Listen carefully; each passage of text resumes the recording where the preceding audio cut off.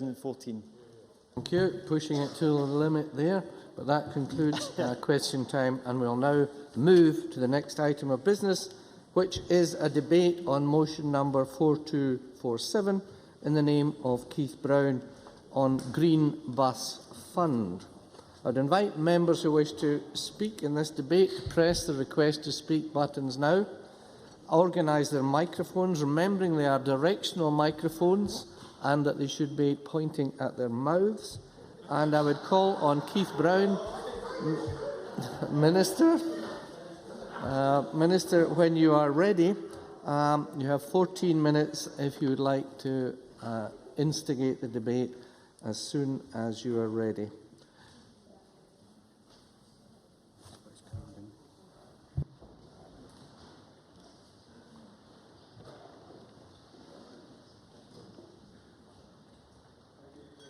The Government is committed as its main purpose to creating a more successful country with opportunities for everybody in Scotland to flourish through increasing sustainable economic growth. Now, the Scottish Green Bus Fund, which is the subject of our debate today, I'll just remind people of that the Scottish Green Bus Fund is the subject of our debate today. It's not immediately obvious, for example, from the Labour amendment that that's what the debate is about today, but the Scottish Green Bus Fund is an integral part of how we will deliver that commitment to a sustainable economic future for Scotland. Our public transport services play a vital role in enabling access to employment, to training, to public services, to leisure and to friends and family. They produce less carbon, less pollution and less congestion per passenger mile than the private car, which is reflected in our commitments as part of our climate change agenda to encourage a modal shift towards more sustainable and active modes of travel and to support lower carbon, more fuel-efficient options within modes. The bus sector plays a particularly key role. The number of miles run by bus on local services in Scotland covering 2010-11 was 354 million kilometres. Buses deliver 438 million passenger journeys per year, and 80% of all passenger journeys made by public transport. They also carry some 12% of the population to work on a daily basis, and for many communities they are the principal or only means of public transport. Over the last few years, the Government has worked closely with the bus industry to support the introduction of more environmentally friendly low-carbon vehicles into the Scottish bus fleet. This debate will consider the importance of this work for transport, as well as for the environment and for bus users. This work is continuing. I announced last month a further round of the Scottish Green Bus Fund worth £3 million, and last week the Cabinet Secretary for Finance announced further funding of £2.5 million for hybrid buses in 2013-14 as part of his budget statement. I'd like to start, though, by setting the context for bus and delivering on our climate change agenda. Our environment is increasingly affected by the decisions which individuals make on a daily basis, transport being one of those decisions. Transport is also a major source of greenhouse gas emissions. Greenhouse gas emissions by all transport, including freight, account for a quarter of all emissions in Scotland, and within that total, road transport accounts for 70%. Bus produces 3% of road emissions, but this figure is growing, partly because of increases in the weight of conventional diesel buses, resulting from the equipment, rightly, needed to ensure that they are accessible by all passengers. Partly also, no doubt, because of increasing improvements in the efficiency of other road transport modes, including cars and freight. Buses in urban areas also contribute toward the particulate and other emissions which affect air quality in too many of our towns and cities. So, since we see bus transport as an important and growing part of the transport mix, it's important that we take action to address these environmental impacts, and that's why the Government has been incentivising the purchase and operation of low-carbon vehicles. And part of our approach to doing this is the Scottish Green Bus Fund, which has a number of potential benefits. First of all, it can reduce the direct impact buses have on the environment in terms of carbon and other emissions. It can improve the quality of service as well as a result of newer vehicles, encouraging modal shift from car to bus. And it can increase demand for low-carbon vehicles, benefiting bus manufacturers and allowing them to develop and invest in the technology and to achieve economies of scale. And I think that's an important point, because although the Government's role is really to try and incentivise the purchase of these low-carbon vehicles, it's not the idea that we'll continue to do that forevermore. We want to try and help the industry move towards that and provide encouragement for operators. And this will help contribute over time to reductions in the overall cost of low-carbon vehicles, which will improve, of course, their commercial viability and encourage increased investment by bus operators, which also in turn creates and sustains opportunities for Scottish businesses to develop expertise and innovation in both bus manufacturing and operation. We've so far completed 2 rounds of the Scottish Green Bus Fund. The first 2 rounds have already delivered 71 low-carbon hybrid vehicles to 9 different bus operators, which provide services in Glasgow, Edinburgh, Perth, Dundee and Aberdeen. And last month I announced a third round of £3 million to run this year. As I've said last week, the Cabinet Secretary added to that by announcing further funding for hybrid buses in 2013-14 of £2.5 million, which will bring Scottish Government funding for green buses over 4 years to some £11.3 million, which I believe is a continuing and sustained commitment to lower carbon bus services. So what are the practical benefits? We've reduced the direct environmental impact made by vehicles, as each new bus delivers an average reduction in CO2 of around 21 tonnes per year and 300 tonnes over its life cycle, making an important contribution to achieving our climate change targets, in parallel with reducing carbon use. These buses are also producing less exhaust gases, helping to improve air quality. And it's worth noting, not least in relation to those buses which we funded in the Edinburgh area, that the initial estimate of around 40% of a reduction in fuel consumption has been substantially exceeded, and we're told by Lothian Buses that the reduction is around 60%. So obviously, as well as using far less fuel, the benefits that has for the environment, there are also business benefits to the operators themselves. In some instances, the newer vehicles which are being supported are helping to encourage modal shift by delivering higher quality services that can encourage car drivers to use bus rather than car. An example of the successful operation which I've mentioned has been the number 10 route, for those that have used it in Edinburgh, run by Lothian Buses. They took the opportunity of improving the overall spec of the vehicle at the same time and developed a specific marketing brand. And that demonstrates, I think, the extent to which bus users respond to the provision of high-quality green transport. I mentioned also the economic opportunity presented by this investment, and it's central to the Government's approach to climate change, is a sense that we have tackling climate change is not just a moral and a practical imperative, but there's also an economic opportunity, and green buses are very much a case in point. We are very fortunate in Scotland in having Alexander Dennis, a world-class bus manufacturer which has been successful in developing diesel and electric hybrid buses. The Green Bus Fund is competitive and it's market-driven. Operators receive grants and they then make their own commercial decisions about who to place their orders with. It's therefore commendable that Alexander Dennis has enjoyed such considerable success in winning orders from the first 2 rounds of the Green Bus Fund in competition with other manufacturers, and that's also helped in turn the company to invest further in hybrid bus technology. Certainly. Patrick Harvey. I'm grateful, and I recognise the benefit of some of what he's saying, but isn't there a danger that this approach simply gives opportunities for the bigger bus companies to improve what they're doing, companies that are very profitable globally sometimes, while the smaller companies, some of whom are running the least fuel efficient and the most polluting vehicles, don't actually get the chance to improve the vehicles that they're running? Minister.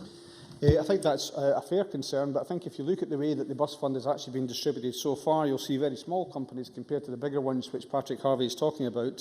For example, Henderson's in Lanarkshire, who benefited greatly from hybrid bus technology. It is something we're aware of, and I think further development of the Green Bus Fund, I think there's the possibility of doing some quite exciting things in relation to the school bus transport system, which comprises a number of very small operators as well. We're very concerned to make sure that SMEs benefit from this. But so far, that has been the picture with the Green Bus Fund, as I've mentioned. I'd say Alexander Dennis has been winning orders now across the world, and they have substantial investments in bus building in Australia, and they are continuing to innovate and are looking at how hybrids can be made still more effective in operation. And I did have a discussion when I recently visited Alexander Dennis about that issue of school buses, not least because some of those have the older buses and less environmentally friendly buses within that fleet, and we've had a discussion about that, which hopefully will lead to further innovation. But the Alexander Dennis are able to provide examples, I think, of the delivery of other benefits that we've sought to deliver through the Scottish Green Bus Fund. They've invested, as I've said, in technology. They developed Scottish expertise, and they're delivering real commercial benefits for operators as well as for environmental ones. And I think if you look at the recent history of Alexander Dennis, I think we should all be very pleased about the turnaround that's taken place in that company and the vibrancy with which they're approaching the future. Now, the Bus Service Operators Grant is mentioned, I think, in the Labour amendment, The Green Bus Fund supports capital investment, but it's not the only way in which we incentivise low-carbon vehicles across Scotland's bus network. Through the refocused Bus Service Operators Grant, we provide additional continuing revenue incentives for the operation of low-carbon vehicles, including hybrids, which benefit from a doubling in grant compared with conventional vehicles. And if you remember, the rationale for the Bus Service Operator Grant changes which have taken place is to help more rural areas, and also to make sure that what we're doing is rewarding actual miles travelled by buses where they have passengers on them, which is very important, which wasn't the case before. And I think by doubling the incentives that we have for them to use environmentally friendly vehicles, I think we again take the Bus Services Operators Grant as another means by which to improve the environment. I think we have to acknowledge, though, that operators take something of a risk when they purchase what is still a relatively new and unproven technology, with the caveat which I mentioned before about the experience in Lothian. So it's increasingly less unproven, it's becoming more and more known to more and more bus operators. But they can be difficult decisions given the technological as well as the market uncertainties which are there. The Green Bus Fund and the Low Carbon Bus Service Operators Grants try to help reduce that risk and sift the balance. And also in the long term, I believe that operators will stand to reap considerable benefits. I mentioned a 60% reduction. A 60% reduction in fuel consumption. Now, when you think that fuel costs for the bus industry have gone up by 57% in the last 5 years, the ability to substantially reduce by more than half in that case your fuel consumption has got to be good news. But I would also applaud the way in which operators have used our support creatively as an opportunity to develop their services and not just their vehicles. And if this is done well, this makes a substantial difference for the user. You get higher spec vehicles, and if anybody's not tried the number 10, the most local one, the number 10 vehicles in Edinburgh, I'd encourage them to do so. There is a higher spec there, they have a different appearance, and everyone knows that they're on a hybrid vehicle when they're on it. So you can have a higher spec vehicle, a smoother ride, strong branding, and also highlighting the clear contribution that travelling by bus has to play in helping the environment. The imaginative use of new technology has helped its early acceptance by the public, and it offers, I believe, a direction for future improvements in service quality. And talking about the future, I think it's now clear that there are substantive benefits from the investment made through the Green Bus Fund. However, it is true to say there are 5,400 vehicles in the Scottish bus fleet, so we obviously have more to do. I would just re-emphasise the point that what we're trying to do is incentivise that move towards green buses, and obviously the benefits over time will be that the investment made by operators and by producers will start to make that easier. But the third and future rounds of the fund will also have their part to play, and I look forward to continue to work in partnership with the bus operators and manufacturers to finish what we've started and to make a substantial centre of excellence here in Scotland. The Government considers the Green Bus Fund to be a proven success. Despite current financial difficulties, we will continue to take every opportunity to make that investment and to see how we can further that investment with the industry in its drive to make sure that the cost reductions and other benefits can be realised from the technology which is there or which is coming. I focus very much in these remarks on hybrid buses and the Green Bus Fund, but it's important to recognise that there are other technologies that offer similar benefits across our bus fleets, and indeed other forms of road transport. And for example, the Government's also supporting the hydrogen bus project led by Aberdeen City Council and Scottish and Southern Energy. That alone will result in 10 hydrogen buses operating on routes within central Aberdeen, which will be the largest fleet of hydrogen-powered buses anywhere in Europe. I'm also aware of, for example, a local company in my constituency who developed a hydrogen power unit that can be used in ferries. It's being used just now, in fact, in a ferry in Bristol, and which was so efficient in terms of its weight in the vessel that they had to put more weight back into the vessel for ballast reasons once they'd fitted the hydrogen power unit.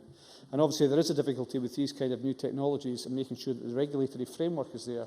So this project which they had was, if you like, a pipe cleaner for future projects.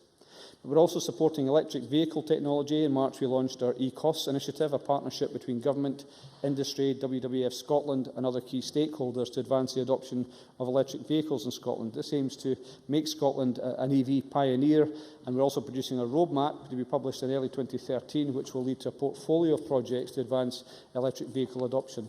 So, in conclusion, Presiding Officer, I've tried to set out the original environmental aims of the Scottish Green Bus Fund, tried to outline the benefits to the environment, to the economy and to bus users delivered so far through the introduction of low-carbon vehicles to the bus fleet.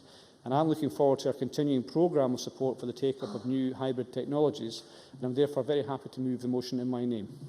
Excellent. Many, many thanks. I now call on Elaine Murray to speak to and move Amendment 4247.2. Dr Murray, 10 minutes, please. Yeah, thank you, Presiding Officer, and I trust this is pointed in the correct direction. I'm sorry that the Cabinet Secretary is not here for me to be able to welcome her formally to her post, but that pleasure will have to wait another time. In early 2010, over 900 workers at Scotland's only bus manufacturer, Alexander Dennis Limited in Falkirk, were on a 3-day week. The unions had met with MSPs and there were grave concerns about the future of that company. In March 2010, by which time fortunately ADL had returned to a 5-day working week, my colleague and predecessor in the role of Labour's transport spokesperson, Charlie Gordon, brought a motion to Parliament in Labour debating time, drawing Parliament's attention to the efficiency and flexibility of the 5 AXL 300 buses built by Alexander Dennis Limited operating in the Strathclyde passenger transport area. He also emphasised the environmental and economic case for increasing production of their new hybrid buses and called on the Scottish Government as a matter of urgency to fund grants for the acquisition of ADL buses. Now, Charlie Gordon's motion with some amendments was passed. I think it was only the Conservatives who abstained, and they abstained because they had objections to a Liberal Democrat amendment rather than to the original premise. That was passed at that time, and although John Swinney did not actually commit himself in that debate to establishing a Green Bus Fund, however, later in 2010, the Scottish Government did announce the allocation of £4.4 million to a Green Bus Fund, which assisted, as we've heard, in the purchase of 48 buses. So I do believe that Charlie Gordon might like to take some credit for the establishment of this fund. There was, of course, UK President, as following a review of support to the bus industry, the UK Labour Government had launched its new Green Bus Fund in 2009. Investing over £30 million to enable the purchase of 349 green buses in the first tranche of grants.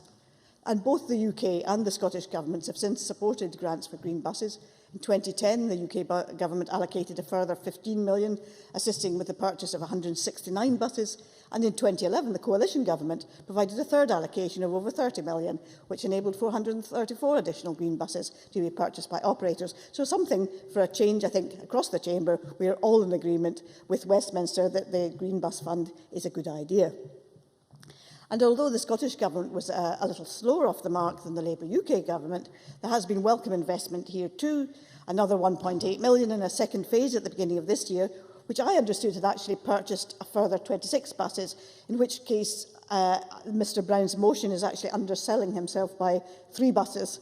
I think maybe my figure might be wrong. It's actually highly unusual for this government to undersell itself. Last month, a further £3 million was announced, which is expected to fund 40 more buses. And the Scottish Government has invested so far about 12% of the funds that the UK Government put into its Green Bus Fund, and that is a purchase about 12% of the number of buses. And that would seem just about right in terms of the Barnett formula. I don't know whether there are Barnett consequentials of the Green Bus Funds and whether that has been how it's funded, but it does seem as if we're in line with the rest of the UK in this term. And I see from Mr Brown's motion, and indeed from John Swinney's announcement last week, that the draft budget proposes an additional £2.5 million next year, and that also is welcome. As the Minister said, Alexander Dennis Limited is a world leader in green bus technology, and I am certain that the workers there will be pleased to learn that the Government will continue to make funding available to support low-carbon vehicles. And of course, as we heard, this is a competitive process and there are other suppliers of green buses. Lothian buses are supplied by Volvo. In the first 2 rounds, Lothian secured funding for 25 buses to the value of £1.75 million. I can vouch that I have been on the number 10 bus a couple of months ago along Princes Street, and it certainly is a very fine bus, and I'm sure Lothian buses are very proud of it. McEwan's coaches, Devon coaches and Henderson Travel were granted subsidy for 6 buses in total in the second round, and these will be supplied by the Optare Group. Obviously, in Scotland, we hope that Alexander Dennis can get as many as possible, but there are a number of other competitors in the area as well. And while the 80% subsidy is attractive to operators running busy, popular routes, And this touches on the point that Patrick Harvey made. I have been advised by Sueztrans that the significantly higher purchase cost of green buses has deterred operators on rural routes from applying even at that level of subsidy. So we see in the south of Scotland only McEwan's, who run the Abington-Dumfries-Edinburgh route, and Henderson's having been successful in obtaining an 80% grant. And I'm advised that few other operators in my area have actually come forward to apply for the money. The McEwan service, of course, is tendered by Strathclyde Passenger Transport. Unfortunately, that ran into problems this summer when the tender increased by 52% over the previous contract. I think that was more problems to do with the DDA compliance requirements of the new buses. So that route is now being run on a temporary contract, so hopefully that will be resolved in a few months' time. However, in welcoming the progress in providing funds to assist with the purchase of hybrid buses, I do not intend to deceive members into believing that I have totally suspended my critical faculties. And our amendment obviously refers, I would say, to the wider issues of promoting bus transport. I think the motion is competent because I don't think it would have been accepted by the presiding officer if it wasn't competent. But the Transport Minister did talk about the need for a modal shift from cars to buses and the need for that in order to improve our carbon footprint. And that has to be done in the context of a wider sustainable transport policy. And that's why we have to look in the round as to what's happening to promote bus travel. And the Transport Minister is pleased to come to Parliament with a 140-minute debate congratulating himself on a proposed investment of up to £11.7 million, including that contained in the draft budget for green buses. But I wonder if he's wanted to come to Parliament to talk about this, why was he not prepared to come to this chamber to announce the reduction in the budget for the Edinburgh-Glasgow Improvement Project, a sum of £350 million, some 30 times the investment in the green bus project? And also, it took opposition Labour time for that saving to be aired in this chamber. And moreover, the Minister also did not come to Parliament to advise of the privatisation of the Northlink ferry route. Again, Labour had to request a statement on that. And while £2.5 million has been allocated in the draft budget to the Green Bus Fund, the Bus Service Operators Grant, which last year was cut by 17%, remains static in the draft budget. And in real terms, that is a cut of 2.5% in the Treasury's GDP inflation is applied. Mark MacDonald. In the spirit of honesty and hard choices that I know Labour are now espousing, would the member therefore advise which budget she would reduce in order to fund the increases in BSOG and Egypt that she is clearly looking for? Elaine Murray. I think we rehearsed Egypt last week, which is actually, as I've said at the time, was Network Rail borrowing and not part of that capital budget. In terms of the BSOG grant, I am not going to make up policy on the hoof, but I think, as my leader says, that we actually have to have an honest debate about those of our priorities, how we fund our priorities, how they are funded by either by restriction, by charging, or indeed by increased taxation. It is very unfortunate the SNP are unable to engage in that type of honest debate. It's true, it's true. And moreover, and if I can move on to concessionary busways, again, I will tell you what the fears of bus service operators are. The bus service operators are concerned because last year the cap on that particular fund meant that there was no money left at the end of the year, and they were having to run basically buses without being able to reclaim the concessionary fares. They're worried about that. They're also rather worried about the review which is being undertaken at the moment, which they fear will result in a further reduction from 67 pence in the pound to 54 pence in the pound. If that is just rumours and fear, it would be helpful if the Minister was able to dispel that particular concern at this current time. Thank the member for taking the intervention and just say that we have representatives from the Confederation of Passenger Transport here, and she'll be aware that, or she should be aware that we are having discussions with them on that very issue. It's right that we look at the rate of reimbursement. It's some time since it was set. However, I have sustained the concessionary travel scheme, and just in the interest of the honest debate which the member asked for, please say what you would do with concessionary travel and where you get the money from. I think that's a reasonable request. Elaine Murray, and you're in your last minute. Well, as I've said, what we are asking for is an honest debate about how we fund. We see these as being desirable priorities, but you need to have an honest debate about how you fund them. That is the whole issue, and that is what you have run away from consistently since you came into office. So I will close by saying we welcome the investment in green buses. we will support the Tory amendment unless Mr Johnson says something totally outrageous in the course of the debate. We are prepared to accept your amendment. And we are even, as doubtless you will turn down our amendment, we are even prepared to support your motion because we think it is that the green buses are a valuable investment. But I think we do need to be not just self-congratulatory about how wonderful everything is in the garden, to appreciate there are difficult choices out there, to be grown up enough to have that sort of honest debate about them. Thank you very much. Before I call Alec Johnson, can I ask Elaine Murray to move your amendment? I move the amendment, my name. Thank you very much. And can I ask members to remember to speak through the chair, please? I call on Alec Johnson to speak to and move amendment 4247.36 minutes. Mr Johnson. Thank you very much, Deputy Presiding Officer. This, when I first saw it coming on the agenda, I thought was going to be a fairly anodyne debate. But we've already seen that there are things to be said in this debate, and I congratulate the Labour Party for having said some of them. I hope to say some of the other things that need to be said myself, but I will cover the same subject. Can I begin, of course, by formally moving my own amendment to ensure that I don't forget to do it at the end. The purpose of my amendment, and the previous speaker need not be too worried, is not to introduce some alien concept that the Labour Party cannot bring themselves to support. In fact, all we want to do is ensure that as we go forward, hand in hand with the priority of ensuring that we have more green buses, that we begin to take the opportunity of an increased marketplace to ensure that we can get value for money in this technology and begin to extend it over a wider range of operators and routes within Scotland. I don't have a solution to this particular problem other than a faith that the marketplace will deliver as long as we deliver the ongoing support necessary to ensure that that happens.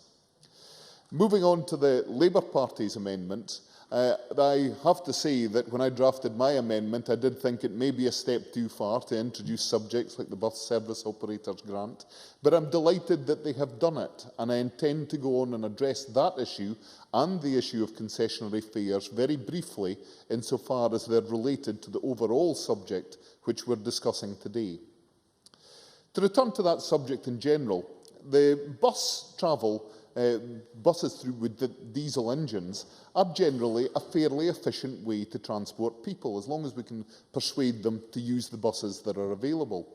In terms of miles per gallon, they are probably still the most efficient way to move passengers. However, in terms of CO2, they are rather less so, and worries are beginning to rise about the effects of diesel fumes in the environment. As recently as Health Questions this very afternoon, Graham Day raised the fact that the World Health Organization now believes that diesel fumes are a carcinogen. And as a consequence, we have to worry about how we may have to deal with that problem longer term. Hybrid buses, particularly hybrid buses with novel fuels, do have the effect of taking away much of the pollution. I do remember some years ago being able to travel around Aberdeen on a demonstration bus, which is one of the first hybrid buses to be tested in Scotland. That day was powered by chip fat, I believe, and I have to say that while it was very efficient, the smell did result in me becoming very hungry before the trip was over. However, that is where we have to start thinking about the effects of other changes in bus support and how they affect the Green Bus Fund, or how they affect the impact of the Green Bus Fund. Now, Bus Service Operators Grant and the Concessionary Fares Scheme have been the basis of support for broader bus travel for some years. The effect that we've seen over the term of this government and in its previous term is that concessionary fares have been, it would appear, the highest priority. And it could be argued that the Bus Service Operators Grant has been squeezed to some extent in order to protect the cost or the value of concessionary fares. Now, we've had some recent changes to the BSOG, and I have stood in this chamber previously and expressed my support in principle for many of these changes. The refocused nature of the scheme means that operators are encouraged to go for fuel efficiency when they replace their vehicles, And consequently, hybrid vehicles, such as the ones we're really discussing today, being supported by the Green Bus Fund, are becoming more attractive, although it's been pointed out already that they do have a significantly higher purchase price, and consequently that is deterring still some potential customers. But these changes do mean that in many of our city areas, there is a shortage of funding because city bus routes have in some cases been disadvantaged by the change. That's why we on this side of the chamber believe that the total value of support currently being given to buses in the round must be considered in terms of how it is focused in future. I've said it before and I will say it again, I will go on undaunted, that we believe that the concessionary fare scheme must be aligned to pension age. I'm not suggesting we should take it away from anyone. We can make this change on a year-on-year basis and ensure that no one who has the entitlement loses it. But by targeting the resources on those of a pension age for concessionary fares, we can then perhaps extend it to some other groups who are equally deserving, and we can perhaps release some resource to go into Bus Service Operators Grant or the Green Bus Fund, and consequently ensure that we achieve greater change. I'm afraid I'm in my last minute, but hopefully we'll get the discussion will progress. It is the case that everyone in this chamber supports in principle the issue of raising the number of green buses in Scotland. The Green Bus Fund is something which I continue to support. But I do realise that there is more to be done. In fact, the Minister said it himself in his speech, there is more to do. So let's do more. Thank you very much. We now turn to the open debate, and can I remind members that if you have intervened at all, then you would need to repress your request to participate in the debate button. I call Colin Beattie to be followed by Ian Gray. Presiding Officer, even if you're a climate change doubter, creating a cleaner and healthier environment for ourselves and our children must be a commendable goal. Likewise, we're all very aware to the fact that fossil fuels are not a long-term solution to our energy needs. The Green Bus Fund is investing in public transport while delivering jobs for the green economy and lowering carbon emissions. And the SNP has adopted an ambitious climate change target for reducing carbon emissions by 42% by 2020. And that's not going to happen without investment into the industry, which is exactly what the Green Bus Fund is achieving. Low-carbon buses produce some 30% less greenhouse gas emissions than an equivalent diesel bus. Indeed, Lothian buses confirm that the double-deck hybrids, which they've purchased using the funds, are producing a fuel efficiency of 56.7% improvement over the diesel vehicles previously used. So far, the Green Bus Fund has allowed some 74 eco-friendly buses to be purchased by operators, while the third round of the fund will allow investment in a further 40. The third funding round of £3 million for the Green Bus Fund was launched in August 2012. This government support is enabling further developments and improvements to technology at Alexander Dennis Limited, who are a world-class company manufacturing these vehicles. So much so that while the current hybrid buses show fuel and CO2 savings of around 60%, the next generation hybrid buses, scheduled to be introduced in 2013, are expected to show fuel and CO2 savings much nearer to 70%. Now, that's good news for the bus operators, whose overheads are reduced. It's good news for a cleaner environment and good news for jobs and the economy. It's also good news for commuters. I think most of us have stood breathing in the fumes from diesel buses at bus stops. Now that will be reduced, and our health and our children's health can only be improved. The good news for commuters lies also in the fact that new modern buses are being introduced to remove older, less comfortable and less efficient buses. Road transport is one of the biggest producers of greenhouse gases, and any initiatives which will help reduce this must be moving us in the right direction. The First Minister has stated that the green economy will be the source of Scotland's reindustrialisation, and it must be clear to most that indeed that is exactly what is happening. Some of the greatest opportunities are appearing as a result of developments within the green economy. Low-carbon and green jobs are now delivering some 77,700 jobs in Scotland, outstripping the motor trade and telecommunications and challenging the leadership of finance, whose jobs sit at 86,800.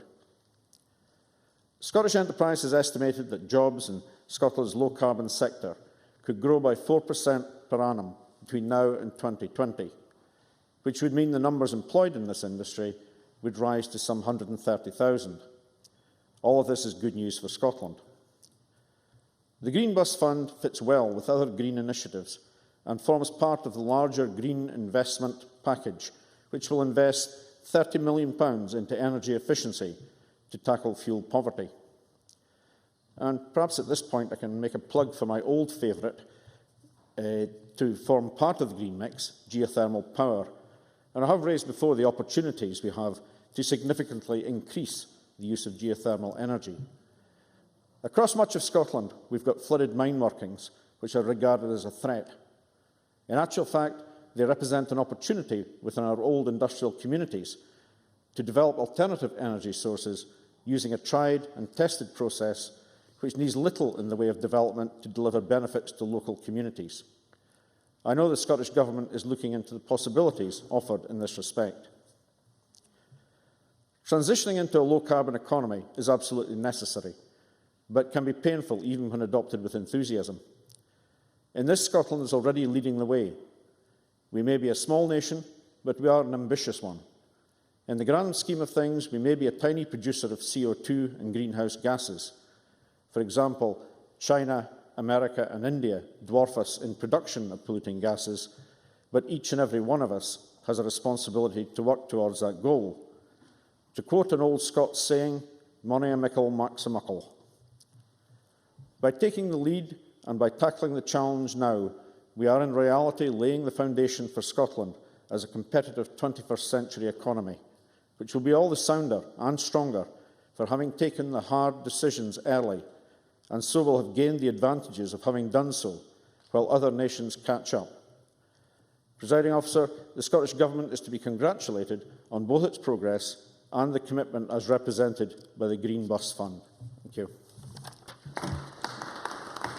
Thanks very much. I should advise the Chamber that it's speeches of 6 minutes, but there's a wee bit of time in hand at this stage of the debate for interventions if members wish to take them. Ian Gray to be followed by Marco Biaggi. Thank you. The Green Bus Fund is a welcome initiative, of course. Indeed, as Elaine Murray outlined, it was Labour who called for it initially some years ago, and the low-carbon buses, which the fund will help to buy, contribute in a small but very welcome way to cutting carbon emissions. The Minister was also right, I think, to mention the opportunity this provides for a great Scottish manufacturing company, Alexander Dennis, which, like him, I have visited. And not only is Alexander Dennis demonstrating how innovation can lead to success, it is also demonstrating that Scotland can still build some of the best light engineering products anywhere in the world. Indeed, the Enviro 400 hybrid is UK's best-selling hybrid bus produced by Alexander Dennis. But the core purpose of all this, of course, is part of our response to climate change and our endeavours to meet the carbon emission reduction targets we've set ourselves. So it was disappointing news in the summer when we discovered that Scotland had missed its emissions target by the equivalent of over 1 million tonnes of carbon dioxide. And in some ways, that's no surprise, because if we look at the past 20 years, although emissions generally have fallen, those from transport have actually edged up over those 2 decades. And over that period, there are around 1 million more vehicles on the Scottish roads than there were. So decarbonising our bus fleet may be desirable, but that's not the real challenge. The real challenge is to decarbonise transport, and that means getting people out of cars and onto those buses. Given that last year there were 438 million bus journeys in Scotland and only 81 million rail journeys, it is buses that have to play a primary role in this modal shift. And the Minister said that the share of buses in this was growing, but that's not what's happening. Bus journeys have slumped by 150 million in the past few years, while rail journeys continue to rise. And perhaps one reason is that the government provides £667 million in subsidy to rail each year, but only £295 million to subsidise far more bus journeys which reach far more parts of Scotland. I applaud investment in our rail network, and I know that this balance is not new, it's not unique to this current administration, but I think it does need to be examined. In truth, government funding for buses has been cut, a cut in BSOG and the recompense for concessionary journeys being squeezed. And the result is that for the first time since devolution, bus passenger numbers per head of population are lower in Scotland than in Great Britain as a whole. And I warn that that decline will not be gradual. In my own constituency, in East Lothian and in West Lothian, first bus services, which had grown gradually unreliable, irregular and expensive, were simply one day removed completely. And unless we act, that will happen more and more. You see, green buses mean something else to me, because if you're my age and grew up in the Lothians, there will always be red buses and green buses. The red buses were the corporation buses in the town, and the green buses were the buses serving the outlying areas. The green buses were run by the Scottish Bus Group. They were required by law to make 6% profit every year, and that was reinvested in the services. They were regular, reliable, busy, profitable and lively. And I know they were, because I spent 4 summers as a bus conductor on those eastern Scottish routes. In fact, they could get too lively. I remember one of my colleagues claiming that he'd had a gun pulled on him on the last Dunbar on a Saturday night. That was one fare that he didn't collect. Those routes in East Lothian were the best routes in the Scottish Bus Group. So how can it be that we reached a point where first the successor company simply removed them? Competition has not served us well. In that part of Scotland, and where the passengers are at one end of my constituency, competition crushed those first services, and they were left to try and serve those areas where there were far fewer people. The refocusing of BSOG has not helped my rural constituency. Our buses disappeared. And you know, nothing focuses our minds as much as an election. And in East Lothian, when our bus services were removed, the local SNP councillors, facing the electorate, not only suddenly found additional money to subsidise bus routes, but told the voters that they wanted to start their own council bus company. And the minister did not discourage them in that. Now, they weren't serious, and I have to say the electorate didn't believe them and saw through them. But if we look to where buses are actually succeeding, surely the message is that it's time to change the structure of the industry, not just the fuel their buses use, to give passengers the assurance of reliability, stable fares and high-quality vehicles. Take London, where Transport for London are so confident and successful that they are themselves ordering 600 hybrid buses, which they will then provide to the companies delivering popular, affordable services in a regulated market. Or look at Renfrew, where Scotland's only quality bus partnership is regularly lauded in this chamber by George Adam as a model that should be followed elsewhere. Or Lothian, where we have the nearest thing in Scotland to a publicly owned bus company running a near monopoly of services across a city and doing it for an incredible £1.40 flat fare, however far you go. I must ask you to come to a conclusion. The truth is that low-emission buses are a good thing, but if they are to serve more passengers, not less, then the time has come to go back to the kind of green buses I remember, regular, reliable and regulated. Thank you very much. Marco Biaggi to be followed by Kevin Stewart. I've just lost half my speech.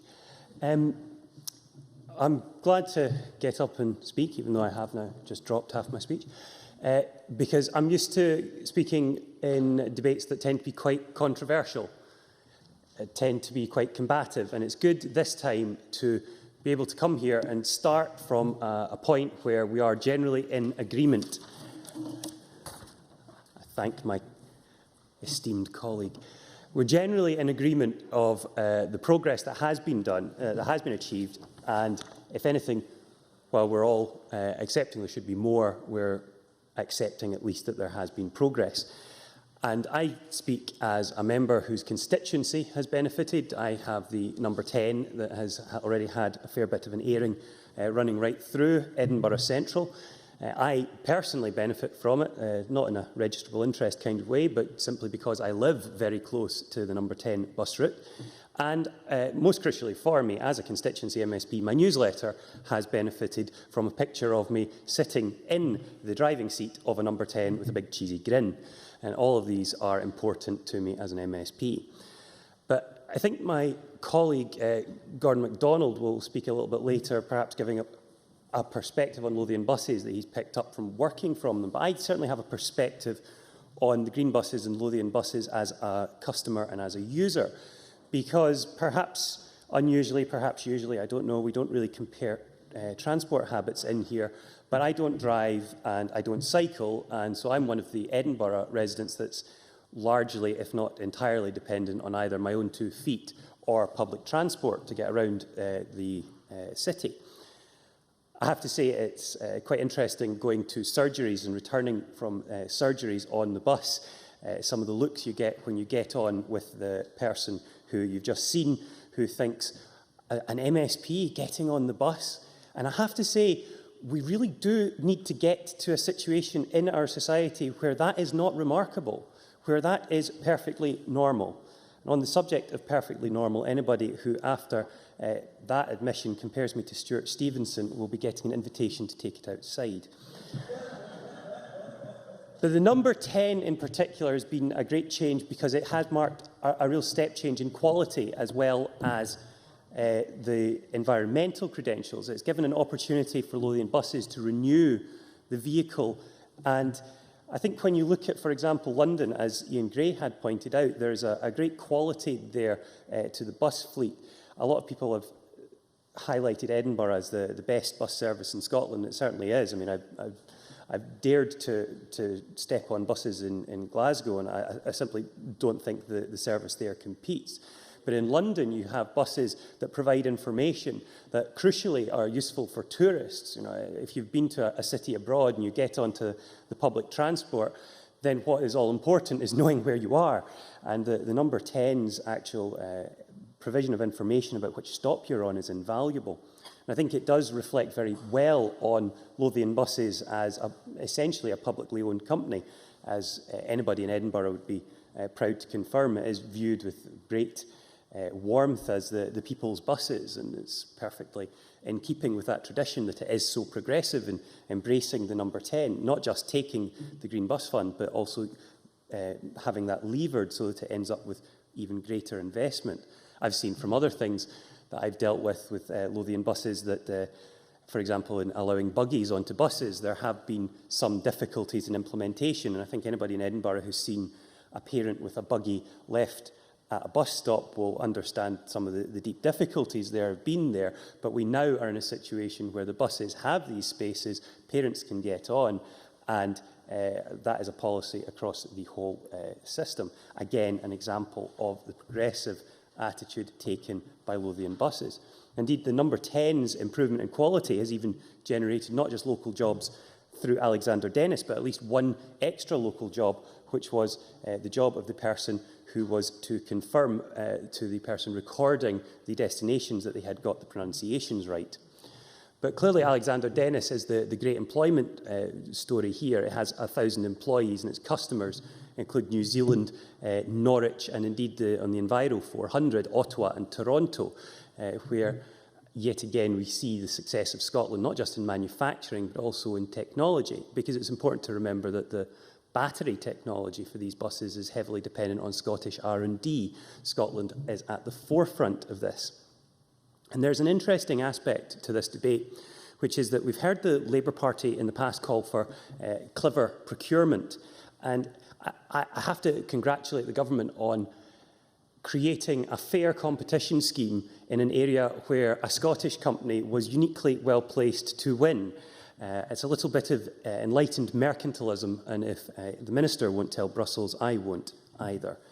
So we have a 30 to 40% reduction that was promised. We've had a 59% reduction that's been delivered, and thanks to the technology involved, once the batteries are upgraded, provided the technology has moved on by then, the Lothian buses and hybrid buses will be able to hopefully achieve a 100% reduction and run entirely battery only.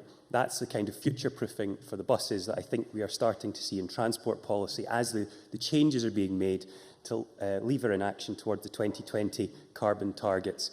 Public transport is the low-hanging fruit. It's the easiest for us to directly influence, and I welcome what the government has done, and I would always welcome more. Thank you. Thank you very much. I now call Kevin Stewart to be followed by Neil Finlay. Thank you, Presiding Officer. As a non-driver and regular bus user, I share the same position as Mr Biaggi. Unfortunately, most of my bus journeys are in Aberdeen, and instead of the £1.40 fare that you have here in Edinburgh, I have to fork out £2.40 for a journey, which I believe is disgraceful. But that's a debate for another day. I won't go on a rant about First Aberdeen. I attended the unveiling of Aberdeen's new hybrid buses in July with the Minister. It's not often I agree with the city's current Lord Provost, but Lord Provost George Adams said that day, "I'm very excited about the development of a greener, smarter bus network in Aberdeen. The introduction of the low-emission buses constitutes a welcome contribution to the environment in which we all live and breathe." And not only that, the buses are spectacular in other ways too, because there is free Wi-Fi on many of them. And what more attraction do some folk need to get on the bus when they can actually do their work rather than sit in the car doing nothing? But the most exciting thing for me about the Aberdeen situation is not the hybrid buses, although I hope there are more of them. It is the Aberdeen Hydrogen Project. And I'd like to thank Jan Faulkner of Aberdeen City Council for providing me a wee briefing for today. As part of the Aberdeen Hydrogen Project, Aberdeen City Council is supporting 2 strategic European hydrogen transport projects. These represent the first major element of the Aberdeen Hydrogen Project and aim to introduce hydrogen buses to the northeast of Scotland. These buses will be fuelled using locally generated renewable hydrogen and creation of production facilities needed to generate the hydrogen. And of course, there will be additional hydrogen for other uses too, which of course is the second element of the project.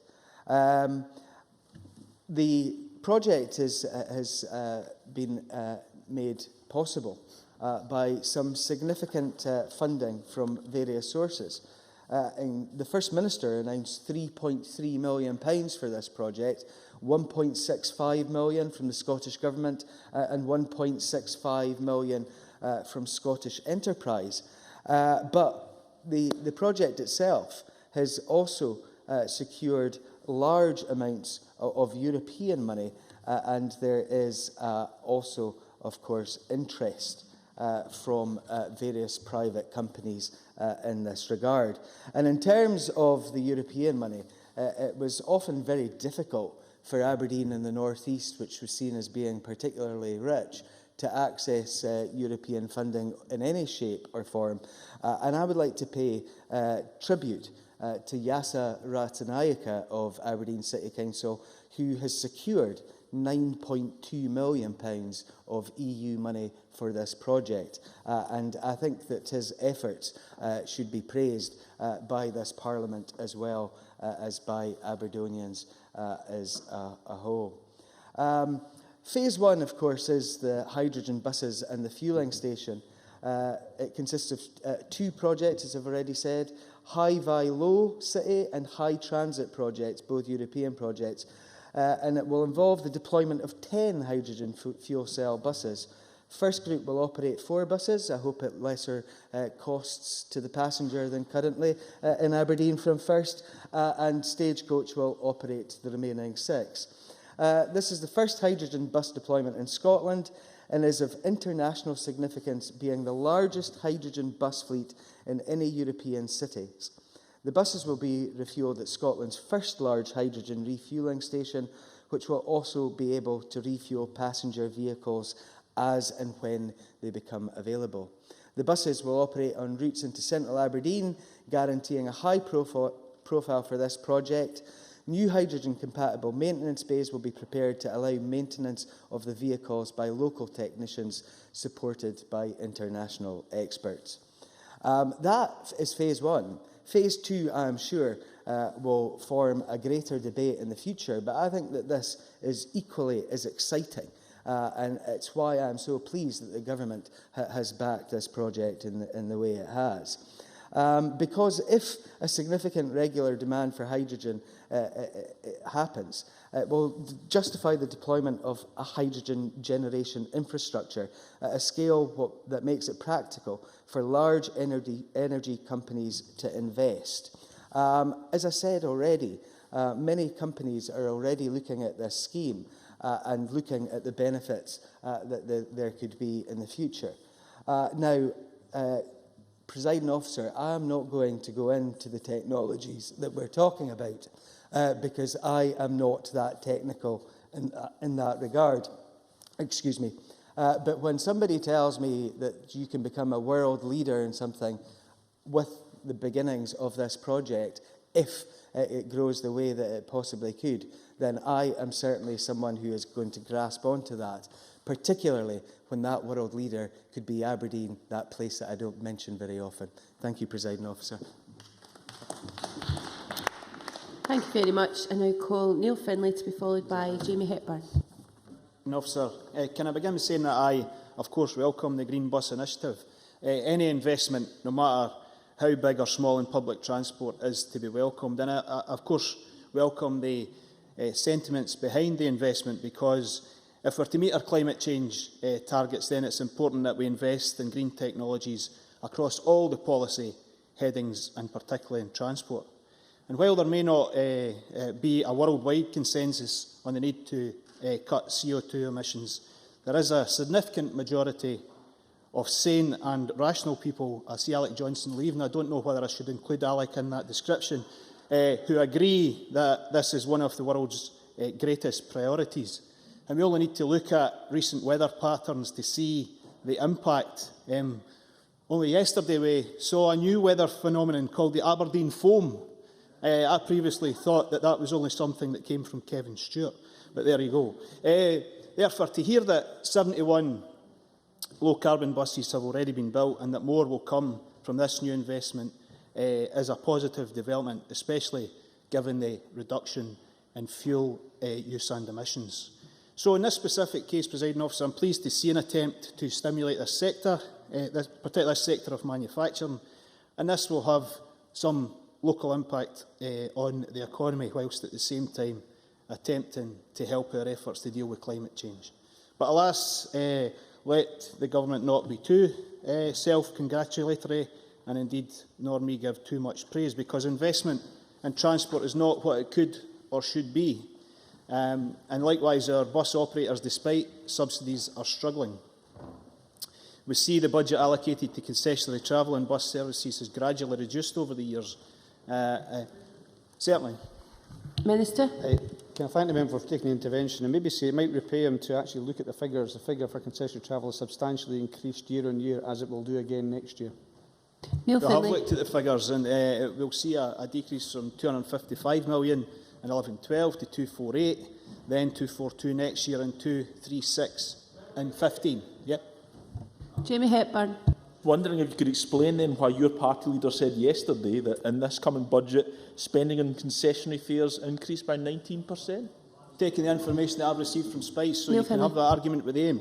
So we shouldn't forget this investment in green buses comes against the backdrop of steady cuts to the overall buses budget, and within that cut, 20% was to the bus service operators grant.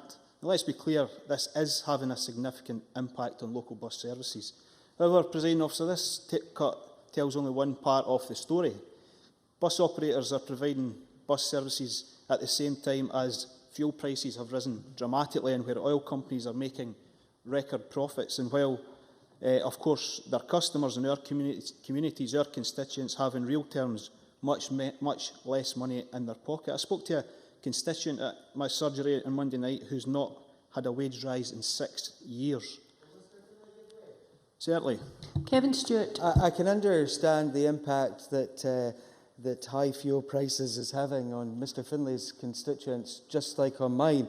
Does Mr Finlay support the SNP in its call for a fuel duty regulator to protect his constituents and mine? Neil Finlay. I'm afraid I don't support the SNP in anything, Mr Stewart. We see local authorities starved of funds under pressure to implement the cuts passed on by the Scottish Government, and they're looking at saving money through the retendering of routes. And this leads bus operators competing not on the basis of improved service quality, but sees them winning contracts because they pay less, have poor pension provision and poorer working conditions, when what we actually need are services that are of good quality and reliable and don't rely on a race to the bottom in terms of conditions in order that their employers win contracts. So, Presiding Officer, the reality is that we see fares up, routes withdrawn and jobs lost. Earlier this year, in my own region, as Ian Gray mentioned, in Midlothian, it was announced that the Dalkeith First Bus Depot was to close while operations at Musselburgh significantly downsized. These changes could see up to 200 jobs lost. Unite the Union lobbied this Parliament just last week to raise the issue of bus services and jobs and service cuts. And locally, they lobbied me about potential cuts at the Dean's Depot in Livingston, although to date the company have just avoided this. And we should be under no illusions why these changes are taking place. The Managing Director of First Bus, Paul Thomas, was clear why this change has happened. He said back in April how over a number of years we have tried many marketing and pricing initiatives to change this, but the extra financial pressures put upon us by the current economic climate, high fuel prices and cuts in external funding mean that we simply have no other option to discontinue the bulk of our operation in East and Midlothian. Presiding Officer, it's also the case that any green strategy has to be predicated on an improved public transport system. Yet it was only last week we eventually got the Transport Minister to come kicking and screaming before Parliament to finally admit that the budget that he drew up for the Edinburgh and Glasgow Improvement Plan was to see its budget cut by £350 million. Now, this cut will not encourage people in the affected areas onto more sustainable transport. It will not encourage people onto trains or buses, green or otherwise. It will instead mean that car use will continue and emissions rise. Presiding Officer, while I welcome the green bus investment, it's tempered with a dose of reality. And if we're going to celebrate these plans, then let's do so while understanding the wider context of the Government's transport policy, one which appears to prioritise the car over public and sustainable and affordable transport. And finally, before I finish, can I commend Ian Gray's speech today? I think his contribution very effectively summarised the state of play in the Scottish bus sector. Thank you. And I call Jamie Hepburn to be followed by Angus MacDonald. Thank you, President Officer. Can I say I was trying to do it very subtly, so it might not show up on the telly, but can I say to Marco Biaggi, who's not here now, I was only too happy to fetch his speech from him, maybe he can return the favour if I ever run into such trouble. Can I say, President Officer, I very much welcome today's debate, because I think the Scottish Government has a very good story to tell in terms of its investment in buses, not least in terms of the Green Bus Fund. And indeed, we saw earlier this year the third funding round announced by the Minister, and building on the already investment we've seen, which has allowed 9 bus operators to purchase 74 eco-friendly buses just since 2010.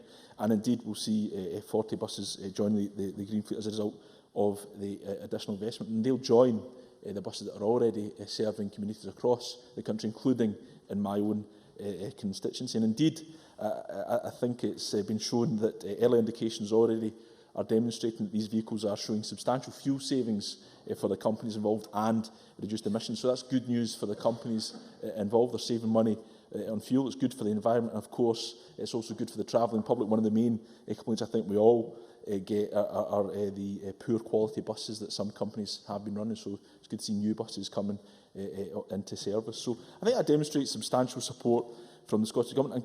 And so far, as this fund there was a suggestion that it's only the biggest companies might benefit. John Henderson of Henderson's Travel has been on the record saying how good a scheme that this is, and it's well understood why, because his company, which I don't think could be described as one of the large players in the bus industry, benefited by this funding, and indeed some of those buses are serving my constituency. And indeed, if we want to be more specific about it, if we look at the successful bidders for the second round of green bus funding, there were 5 companies who benefited, 2 of which I think could be described as big players: National Express, Dundee, Lothian Buses, but the other 3, McEwan's Coach Services, Devon Coaches Limited and Henderson Travel, I hope you wouldn't mind me describing them as such. I don't think they could be described as big players in the bus industry. So I think it wouldn't be fair to say that it's only the big companies that are benefiting from this. I think it's also important, Presiding Officer, to place this investment in a wider context, because this is also part of an effort by the Scottish Government to invest in green technologies more generally. And indeed, we've seen other sources of funding. We've seen £30 million for investment through the Green Investment Package. We also have the £180 million that have been announced for construction skills and the green economy. And I think the Green Bus Fund fits very well within that overall structure, within that overall investment, within the ambition to make Scotland a greener place. And indeed, I think Colin Beattie made the point, the First Minister has talked about the green economy being the source of Scotland's reindustrialisation. And in that regard, I think we all are very glad to see Alexander Dennis Limited, who are based not too far from our own constituency, in the neighbouring constituency represented by Michael Matheson.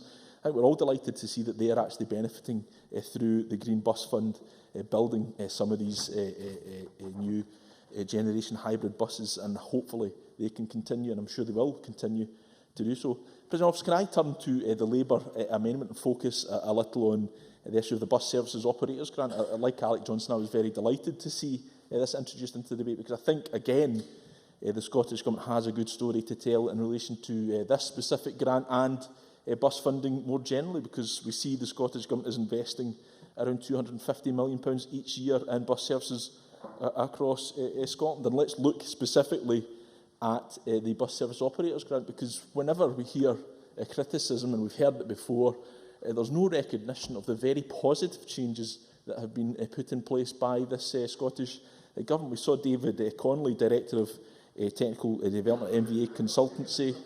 Briefly.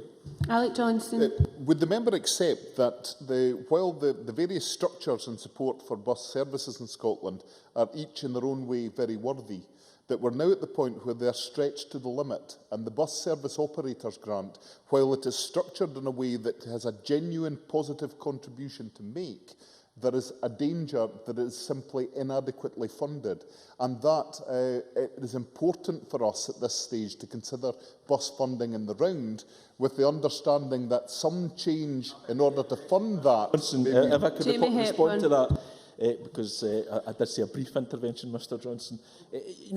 I think we should focus on the change, though, because it's not been talked about, although I do accept that Mr Johnson spoke somewhat positively about it, because it hasn't been acknowledged. And I was trying to quote from David Connolly, who was giving evidence to the Capital Investment and Infrastructure Committee that operators should be encouraged and funded on the basis of the number of passenger kilometres. That's exactly the change that we have seen. The old system was designed in such a bizarre way that it was about the amount of fuel that was expended. That does not encourage green or environmentally friendly utilisation of buses, and I think that's a ridiculous position. The Scottish Government should be congratulated for such a change. Let me focus on what the Labour Party said, because we've heard that, again, we've heard two things. There's always two big claims or demands from the Labour Party. The first is regulation. We heard it again from Ian Gray. I have to say I'm quite a relaxed person to hear about more regulation for bus services, but what we never hear from the Labour Party is what they mean by better regulation. They don't say where it would be funded from, and I think this is the key point, Presiding Officer. They themselves never did it when they were in government to have time to give way to Mr Gray. Of course, then. Ian Gray. What we did when we were in government was introduce a form of regulation which I admit has not worked. Quality contracts. Nobody has pursued them. I intend to bring forward a bill which will be a franchising scheme If the member is relaxed about that, can I ask him, will he this time sign that bill so that we can actually bring it forward and debate it here in the Parliament? Jamie Hepburn, I'll give you a minute back for those long I interventions. look forward to considering that particular proposal. At least we're hearing some meat in the bones at last. And the other issue we hear, of course, is that there should be more funding for the bus service operators grant. You know, I've previously criticised the Labour Party because they never define where that money should come from. But, you know, I think yesterday in Joanne Lamont's grand speech, we start to hear where that might come from, because she said, and I thought it was very interesting, and I'm quoted this point to Mr Finlay, that she was criticising, in effect, the increase in spend on concessionary fares. So it now seems clear that we have a Labour Party, and we, that just this morning on Call Kezia Dugdale said that they want to change the nature of the concessionary travel scheme. It now seems clear, President, do they have time to give way to Dr Murray? Very briefly, Dr Murray. Mr Hepburn, Ms Dugdale's comments this morning, she made quite clear her personal views, and you were misrepresenting Ms Lamont as well, because what she was saying was she was contrasting the increase in a budget with a decrease in other budget, both of which were policy areas which were desirable, about the tensions that are required when you are having an honest debate about these issues. Jamie Hepburn. We keep hearing about this honest debate. We keep hearing the words mentioned, but any time we ask for the Labour Party what they want to do with this scheme in future, I mean, we hear there, Kezia Dugdale has been on the record. She's a front-bench spokesperson for the Labour Party, and it's her personal views. Frankly, I don't think any of us buy that, Ms Murray. And I have to say, every time I've been out campaigning the last few elections, when I've heard it being said behind the member will have backs, to be coming to a conclusion. By Labour members that it's this party, the SNP, that are going to cut that scheme. It's the members' party were there that planned to cut the scheme. We now know the truth. We know that it's the SNP that can be trusted to take care of Scotland's bus services. Yeah. Thank you. And I call Angus MacDonald to be followed by Jim Hume. Thank you, Presiding Officer. I'm very pleased to be able to contribute to today's debate, not least because the Alexander Dennis Bus Factory is in my neighbouring Falkirk West constituency of my colleague Michael Matheson. Therefore, a large number of my constituents who are employed at the Cameron factory have benefited from previous tranches of the Green Bus Fund through orders for the Alexander Dennis buses, as we've heard already from a number of speakers this afternoon. The Alexander Dennis story is indeed a story of success. In recent years, the bus construction industry has celebrated peaks and endured troughs. However, thanks to initiatives like the Green Bus Fund, we've seen Alexander Dennis go from strength to strength in the past 2 to 3 years. Currently supporting 900 jobs in Camlin and supporting 2,000 in the vast supply chain. I've had the pleasure of visiting the factory on a couple of occasions, most recently with the First Minister and Michael Matheson as a local MSP, and I've seen at first hand the dramatic change in the mood of the workforce. Many of the workers that I spoke to on the shop floor spoke of the buzz and the optimism in the factory now, compared to the doom and despondency that prevailed just a few years ago. I can't praise the workforce highly enough, Presiding Officer. Just a few years ago, they were enduring wage reductions, extended holiday periods, 3-day working weeks, and now they can hardly keep up with the orders that are coming in. It's a fantastic good news story, and the Green Bus Fund has certainly helped. Ian Gray. Alexander Dennis is indeed a great success story, as many on this side of the House have acknowledged. Most of those workers in Alexander Dennis factory are members of the Unite Trade Union, and they are in no doubt that what we need to do to support our bus industry is to re-regulate it. Will the member support that and support the workers in his next-door constituency in that? Angus MacDonald. Well, if Mr Gray can tell me where the £1 billion cost for the re-regulation will come from, perhaps the rest of us could consider it in more detail. Is he willing to do that? I've got to stress, Presiding Officer, that the good results that we're receiving from Alexander Dennis is down to teamwork, with management working closely with the workforce to compete against strong competition from other parts of the UK and the continent. Part of that success story is thanks to the hard work and perseverance of the Alexander Dennis Chief Executive Officer, Colin Robertson, who joined the firm from Terex and has transformed ADL into a world-leading manufacturer, producing world-class buses which are marketed and sold globally. Indeed, I lodged a motion in Parliament on the 5th of December last year congratulating Colin Robertson on receiving the Entrepreneur of the Year award at the Entrepreneurial Exchange's annual dinner in Glasgow. And can I thank all the members who supported that motion? Sadly, not one of them from outside my own party. However, we live in hope, Presiding Officer. Motion S4M 01490 went on to welcome the fact that since Colin Robertson took charge of the company in 2007, the company turnover has doubled to 360 million and sales have expanded into countries around the world. Another factor of this tremendous success story is the state-of-the-art hybrid buses Alexander Dennis are producing, which again has already been mentioned a number of times. And at the risk of being accused of being ever so slightly biased, their hybrid buses such as the Enviro 300, the Enviro 400 and the Enviro 500 are, in my view, the best in the world. The Enviro hybrid models are demonstrating a 60% reduction in fuel and CO2 compared to conventional buses, and the company plans to introduce next-generation hybrid buses in 2013 with fuel and CO2 savings of near 70%, continually keeping ahead of the competition. On the service side of the industry, I visited my local first bus depot in Larbert just on Monday this week and had discussions with the General Manager, who is keen to improve his local fleet and welcomed the latest announcement of a further £2.5 million funding for the Green Bus Fund announced by the Finance Secretary just last week. The General Manager clearly welcomed the investment the Green Bus Fund brings to public transport, as well as the reduction in CO2 and the stimulation of the green economy. The fund has seen 74 eco-friendly buses purchased by 9 operators since the scheme was launched in 2010, with the lion's share of 63 of these 74 being built in Camlin, in Scotland, with around 40 green buses due to join the green fleet as a result of the extra funding, delivering jobs for the green economy and lowering carbon emissions, helping Scotland achieve its carbon reduction targets. Now, my colleague Kevin Stewart has spoken of the exciting initiative in Aberdeen with regard to the hydrogen hub. With pledges to cut carbon dioxide emissions and a crisis over fossil fuel supply fast approaching, if we're not there already, there is a pressing need in Europe to rethink the way economic growth is fuelled. Using hydrogen as a transport fuel is a vision of the future for many. I've actually been following this technology for some time, since I became aware of Iceland actively looking into the use of hydrogen power. And with their vision of the entire Icelandic transport system totally converted to hydrogen fuel by 2050, including private cars and fishing boats, it's a bold target, but it's certainly an achievable one.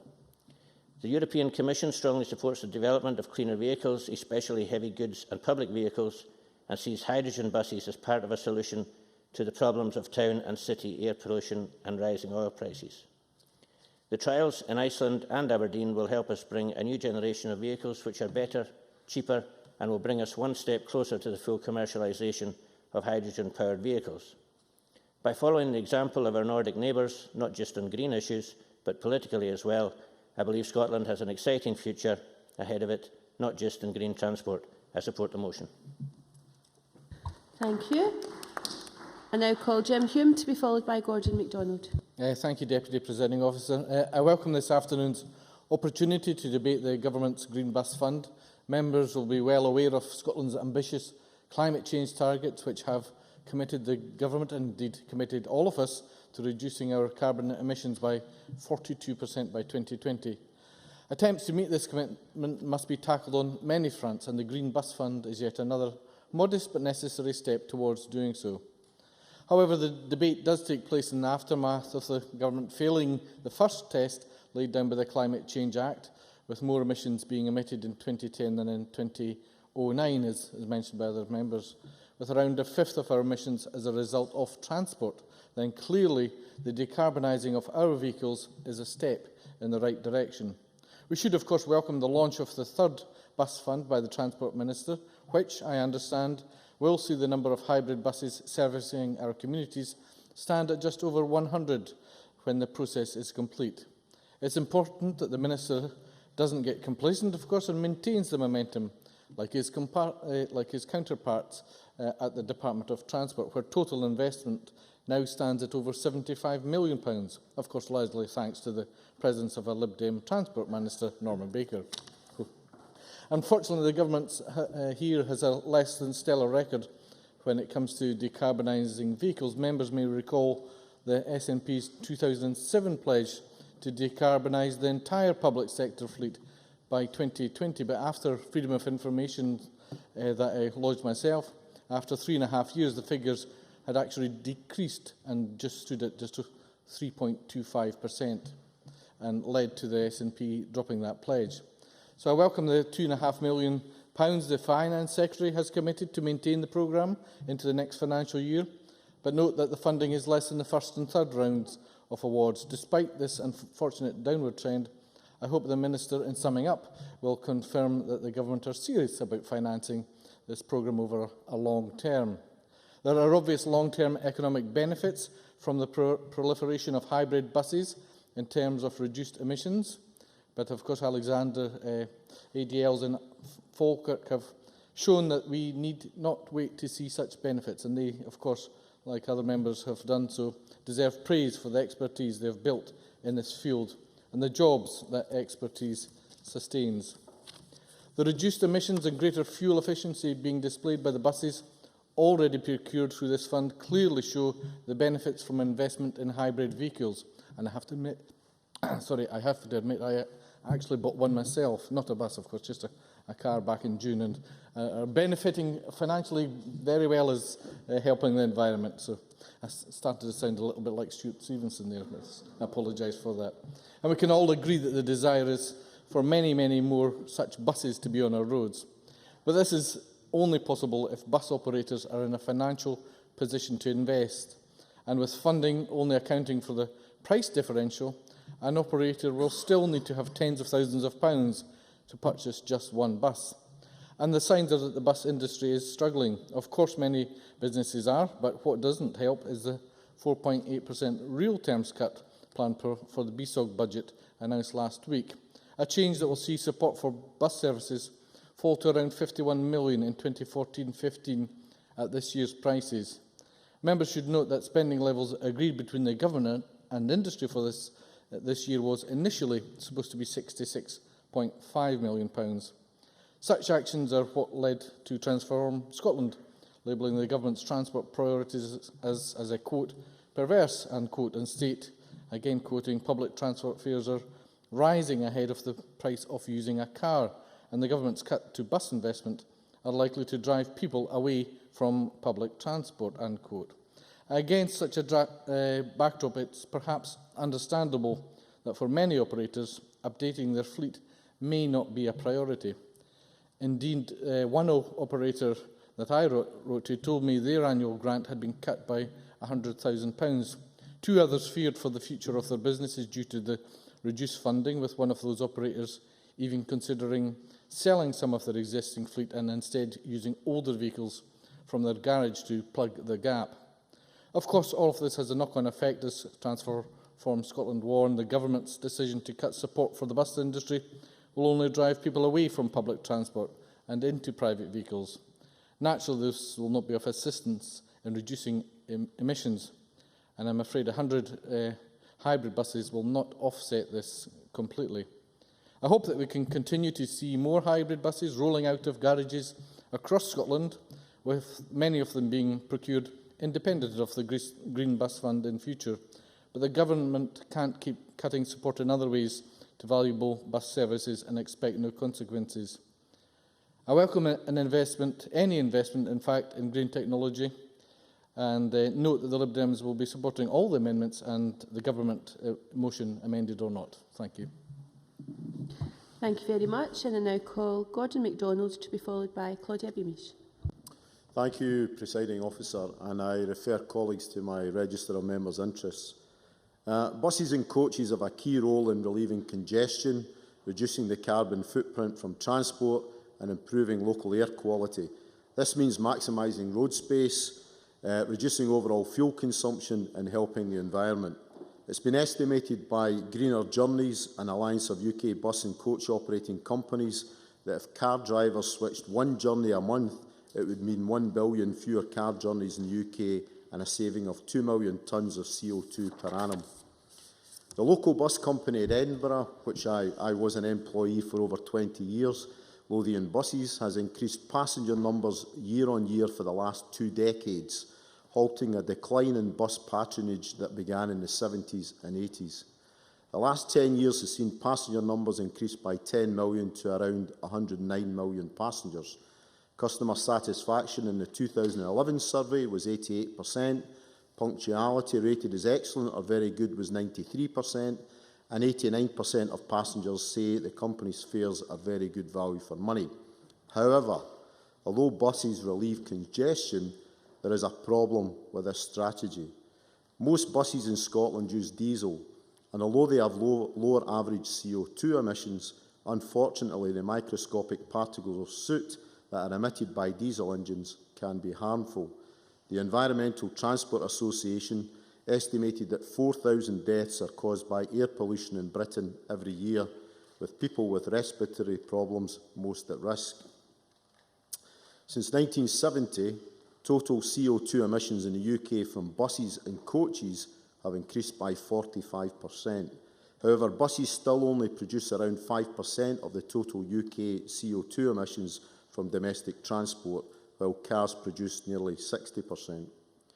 The Environmental Transport Association estimated in 2009 that there were 21 sites across Scotland in breach of European standards on air quality, 3 of them here in Edinburgh.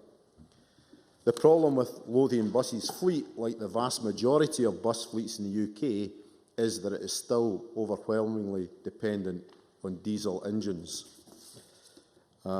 Lothian has invested in its fleet over many years.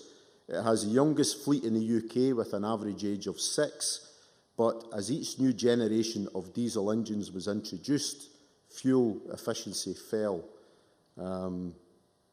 This is at a time that rising fuel costs are a huge challenge facing bus operators. Over the past 5 years, the price of diesel has increased by 57%. For over a decade, the SNP has been calling for a fuel duty regulator to be introduced to protect from fuel price hikes. The UK government takes almost 60% of the cost of diesel, the highest fuel tax grab in Europe. So at a time that companies face squeezed profits, the additional cost of over £60,000 per bus for low-carbon vehicles is difficult to justify. This is why the Green Bus Fund offers to successful bidders up to 80% of the price differential between a low-carbon vehicle and its diesel equivalent. My old boss, Ian Craig, Managing Director of Lothian Buses, stated, "This funding from the Scottish Government's Green Bus Fund will allow us to invest in our new fleet of greener buses that will help Scotland achieve its carbon reduction targets." Lothian Buses here in Edinburgh was the first Scottish bus operator to invest in double-deck hybrid buses as a result of a £1 million grant from the Scottish Government's Green Bus Fund. 15 double-deck buses joined the fleet in September 2011 and were put into service on the number 10 route. I'm happy to say that part of this route services my constituency in the Firhill, Collington and Benally areas. The company again were successful in the second round of the fund, and thanks to a grant of £750,000, will see 10 single-deck buses arriving at the start of 2013. These new hybrid buses are likely to be deployed on the Service 1 route, part of which covers the Stenhouse area of my constituency. Investing in green public transport will help meet our world-leading climate change commitments of reducing carbon emissions by 42% by 2020.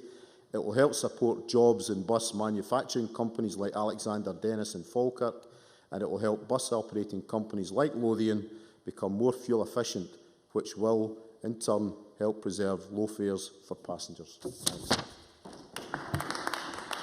Many thanks. I now call Claudia Beamish to be followed by Mark MacDonald. Thank you, Presiding Officer. I'm pleased to speak in this debate focusing on the Green Bus Fund, being just one of the complex jigsaw, one of the parts of the complex jigsaw that make up the strategy for our low-carbon economy. The fund will help in a small way with emissions reductions and contribute to the targets set in the Climate Change Act. However, transport currently accounts for an estimated 25% of emissions in Scotland, as other members have highlighted, and buses only contribute between 3 to 5% of transport road emissions, depending on where you get your figures. The fund is, I understand, helped by the European State Aid Framework with the Scottish Government.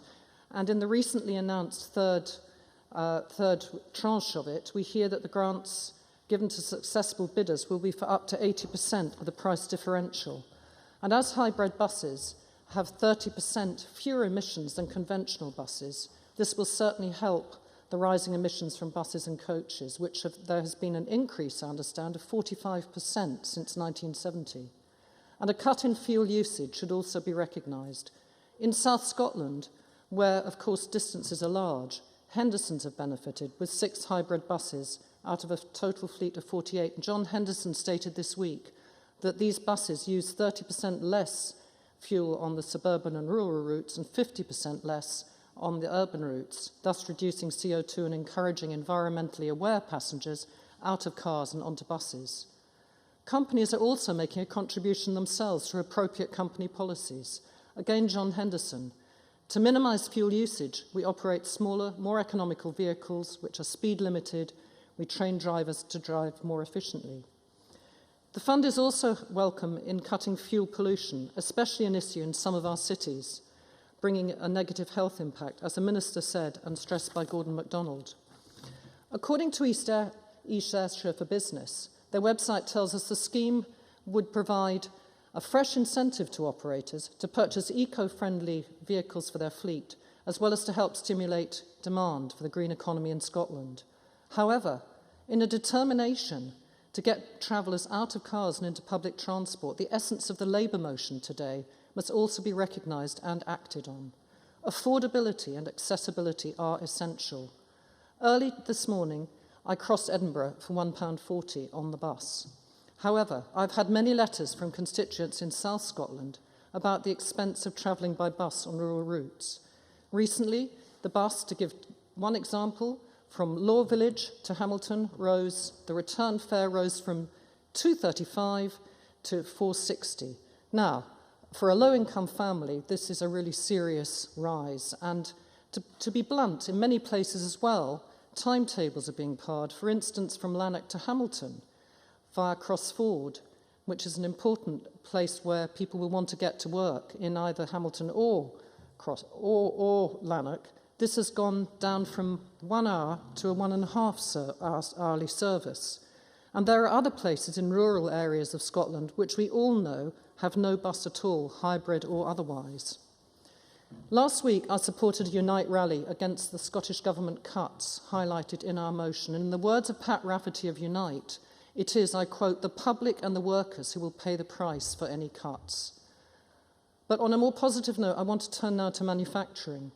The Minister and others have highlighted Alexander Dennis's success, and I do ask the Minister to comment in his closing remarks whether we are reaching a critical mass in low-carbon vehicle manufacture and more generally, to really contribute to getting to grips with the 25% emissions which are coming from transport. What projects are that he can highlight, and what research is the Scottish Government undertaking for this in the long term?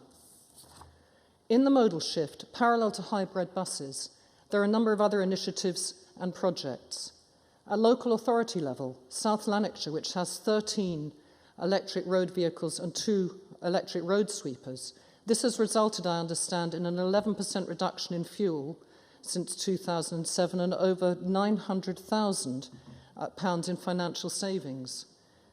In 2011, WWF Scotland issued the report Powering Ahead, How to Put Electric Cars on Scotland's Roads. And the Electric Vehicle Association, an owners' organisation, showed the film The Revenge of the Electric Car at its recent AGM. I haven't had a chance to see it yet. Pete Ritchie of Whitmuir Organics in West Linton in South Scotland has announced the activation of 2 electric charging points donated by Zero Carbon World. And the Scottish Government, working with the UK Government, is indeed developing plugged-in places as an initiative. But again, is there really a coherent and credible Scotland-wide strategy for bringing confidence in car purchasing decisions? In terms of Scottish Government enabling communities and to take the initiative on transport modes, I would highlight one problem that occurred with the Climate Challenge Fund. The Selkirk Regeneration Company tried to get the funds for a small electric minibus to link deprived areas of the town, and the group was turned down on the basis that this would compete with a commercial diesel bus service. Can I ask the Minister, if this could be looked into, as the criteria appeared to be out of sync with the aspirations of the Scottish Government on low-carbon economy and support for communities. Of course, train travel and integrated timetables and freight and modal shift from road to rail for freight are also key aspects of the low-carbon economy. And finally, active travel should be mentioned, as a much more significant contribution could be made than has so far been enabled, in my view. Safe walking, urban and rural, and as a member of the new cross-party group on cycling, I know how many, including myself, would dare to cycle more in urban settings if the infrastructure took us more seriously into account. So the Green Bus Fund, yes, but just one part of the low-carbon jigsaw, and we still have a great deal to do to reduce emissions from transport and to make transport a safe and positive experience for people in Scotland, which is affordable and accessible. Thank you. Thank you. Now call Mark MacDonald to be followed by Patrick Harvey. Thank you very much, Presiding Officer. Can I start by welcoming the funding which the Government has announced most recently in the most recent budget towards the Green Bus Fund. I think it would be fair to say there's clearly support across the Chamber for the initiative and for the scheme, given the sort of contributions that we've heard today. I want to say a little bit about the situation in Aberdeen as well. I also attended the launch of the hybrid bus along with Kevin Stewart and indeed the Minister. It was great to see that work being done to deliver those hybrid buses in Aberdeen. I would agree with Kevin Stewart that they are fantastic vehicles, and I think that they are going to be extremely popular within the city on the routes that they serve. I hope that we will be able to see more of this sort of thing being rolled out within Aberdeen. And as part of that, I too am very pleased to see the work that's been done by Aberdeen City Council with partners in relation to the hydrogen buses. And I would say that my colleague Kevin Stewart, I think, did himself a little bit of a disservice, because when he was Deputy Leader of the Council, this was one of the initiatives that he was very much involved in, the genesis of the moves towards unlocking some of the funding towards the hydrogen buses. And I think he deserves some credit as well for the work that he did behind the scenes in order to get that work started, and indeed for the lobbying work that he has since done, since becoming the MSP for Aberdeen Central, to try and ensure that funding was provided from other agencies and organisations such as Scottish Enterprise. So I think Kevin should be recognised for the work that he's done in that respect. I think that the recent round of funding, again, we heard the sort of the criticism that this is a fund which tends to benefit the larger operators, but we are seeing, I think, especially through the second stage of the fund, smaller bus companies benefiting. And I was very happy to see Devon Coaches of Macduff in the northeast of Scotland being one of the beneficiaries of round two, achieving nearly £175,000 from the Green Bus Fund round two. And I think that that is a sign that other bus companies and bus operators in Scotland are able to access this fund. And I'm sure the Minister would join me in encouraging other bus operators around Scotland of whatever size to look at whether this is a fund that they wish to try and access to assist their business going forward.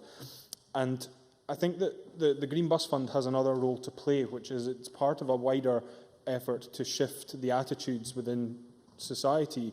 I would congratulate Jim Hume on revealing his purchase of a hybrid car. I note he made it quite clear that he hadn't bought a hybrid bus. I understand the reason is that you only need a car for a Lib Dem group day trip these days, but leaving that to one side, I do think he deserves credit for taking that step. And part of the move is, the government is putting forward money as part of the Green Bus Fund, but we also need to try and encourage private enterprise to look at what they can do in terms of, for example, car manufacturers. And I think that Alec Johnson made those points in terms of what can private businesses do in order to, firstly, drive down the cost of, in order to ensure that we get more bang for our buck. But also, there are other areas of the transport network which could perhaps look at the technologies that are being implemented and whether they can play a role in this. Government money is a finite resource, and obviously we are living within difficult economic times. It would be unrealistic to assume that the government could simply throw vast sums of money at every area of the transport network to develop some of the technologies that are being developed, but there is an opportunity to say this is the direction of travel, for want of a better pun, and we want other sectors of the transport network to look at this and see whether they can play a role in terms of reducing emissions going forward. And finally, to turn to the Labour amendment, which I'm sorry to say I don't think I'll be supporting at decision time. I think Labour members seem to misunderstand how a debate works, because they keep calling for an honest debate. Well, in order for a debate to occur, you need to have two distinct positions. The government is putting forward its policy agenda and its priorities as part of the budget. Now, if the Labour Party wish to disagree with that, that's fine. That's fine for them to do so. But they need to then give some sort of indication as to, one, what they would do differently, and two, how they would do that. And it's not enough to simply say, we want you to address the cut to BSOG. And then when asked, well, if you want the cut to BSOG to be addressed, what would you see us doing in order to fund that? And then say, oh, we're not going to make up policy on the hoof, you know. I don't think that's an honest position to take. You have to come to this chamber and outline what your alternative direction is. And if you want to have that honest debate, let's have it. By all means, Mr Findlay. Neil Findlay. Two different positions. He would know about that because the SNP have two different positions. They want to pretend that you can have Scandinavian-type social services with Reaganomics taxation. Mr MacDonald. Well, there will be a gold star winging its way from the Labour Party leadership to Mr Findlay for parroting the line that Joanne Lamont was peddling on the television last night. This government is quite clear that it can afford to fund the concessionary travel scheme, that it can afford to fund the council tax freeze, that it can afford to fund free prescriptions, that it can afford to fund free university education for Scotland's young people. And therefore, if the Labour Party disagree with that and don't think we should either A, fund these things, or B, they should be funded in a different way, then they should come to us and say, this is what you should be doing instead, and we will have that debate. But to simply open up an honest debate, which is simply going to consist of 2 years' worth of whinging before a policy document actually ever emerges, that's not an honest debate. I'm happy to debate with Labour members any day of the week, but they have to actually come here and have an articulated, coherent position. That would be a start to an honest debate. I now call Patrick Harvey. Mr Harvey, you've got about 6 minutes. Thank you. If I can begin with self-deprecation, I'll say to Mark MacDonald that so long as someone's willing to take a baccy, it only takes a bicycle for a Green Group day trip. It doesn't. I hope members agree that it never stops us coming to the chamber and getting our points across and spending 6 minutes ranting about how wrong you all are. Actually, in this debate, most people who've spoken are at least partly right. And I think there's a measure of agreement about the standard of service that we want to achieve, even if there's disagreement about how to get there. The Minister began with talking about the vital role of public transport. And I've heard him speak before about the standard of service he wants Scotland to enjoy. High quality, reliable, affordable, low carbon transport. I think the first thing that we've got to do, if that's what we want to achieve, is acknowledge quite how far away from that we are at the moment. Particularly in buses, and like other members, I might start with a little local perspective. We have highly expensive services in many parts of the country, unaffordable. Many people in Glasgow find it's cheaper to get across the city in a taxi than in a bus. We've got unreliable, often poor quality services, and I lay a lot of that problem at the door of the free market approach. And I agree with Ian Gray that if we're going to address these wider issues and the ability of bus services to meet carbon emission objectives as well as social priorities across the country, we need to look at the structure of the industry. At a recent Confederation of Passenger Transport conference, Brian Suter, who will be noted among members, said it doesn't matter. The reason why the free market approach was right, he said, was that if we try something new, if a bus company tries a new service, it doesn't really matter if it fails because we can scrap it. It really does matter. It really does matter if the industry has that power simply to set up services that people become reliant upon and then have them pulled like a rug from under them. That really does matter. And I think in relation to this disagreement between Mark MacDonald and Elaine Murray about the question of funding and how honest is the debate about this, let's acknowledge, I'd love to see more subsidy for bus services, and I don't think subsidy is a dirty word. But even if people don't want to get into a debate about subsidy, at the moment, what we have is the profitable parts of this industry entirely in the hands of the private sector, and the less profitable, the costs of the socially necessary services picked up by the public purse. And that's even before we acknowledge that those profitable routes, very many of the ticket sales on those profitable routes are also being funded by the public purse. And yet we're leaving the profitable parts of the industry in private sector hands. Now, there's been much talk about CO2 emissions, there's been talk about particulate pollution, and just yesterday we saw from the European Environment Agency another report about NO2 emissions arising from road transport in Glasgow. And when I was elected in 2003, it was pretty clear that Glasgow had some of the worst air quality in the UK. Now, with this year's report, it's clear that Glasgow has some of the worst air quality in the whole of Europe. Another 10 years of drift will not fix that. And if we look at a picture of Hope Street or Renfield Street at any busy time of the day, we see buses and cars struggling to get through the same crowded road space and inching their way through the city. And we also see, even aside from... Yes, indeed. Mark MacDonald. I thank Patrick Harvey for taking his intervention. One of the things which I've suggested to Aberdeen City Council that they look at is what are the current operating times for example, bus lanes in the city, and what are the locations of bus lanes, and are they appropriate? Does he believe that Council should be constantly looking at bus lane provision and whether it is appropriate in meeting what are often changing times of rush hour traffic? Patrick Harvey. I think it's absolutely essential to look at bus lanes, but I would go further and say that areas like Hope Street and Renfield Street in Glasgow and a few other busy bus routes should be bus only for at least an hour or so during the morning and evening rush hours, so that they're not trying to get through that space in competition with other forms of traffic. Even aside from those busy rush hour periods, we see parasite services, what I like to call parasite services, running around the city. Not running to any timetable. They may have a timetable, but they don't publicise a timetable. I mean, even First Group in Glasgow have what I would call an ambiguous relationship with timetables at the best of times. But bus services which don't bother promoting any timetable, they just hover about a stop ahead of the bus run by the first company, or whichever the large dominant provider is. They hover a wee bit ahead and they run a service with a really, really poor quality vehicle, and they charge a little bit less. But that's a hugely inefficient part of the service. And so if we're looking at reducing the carbon emissions, we have to look at vehicle efficiency in terms of the number of vehicles competing for particular routes, not just in terms of how those vehicles are powered. There's a contradictory response, I think, from the Scottish Government in relation to the figures yesterday. At one point, dismissing the statistics on NO2 pollution and saying we don't recognise those figures. But just today, it's clear that they've asked for an extension for the ability for Scotland to achieve the targets.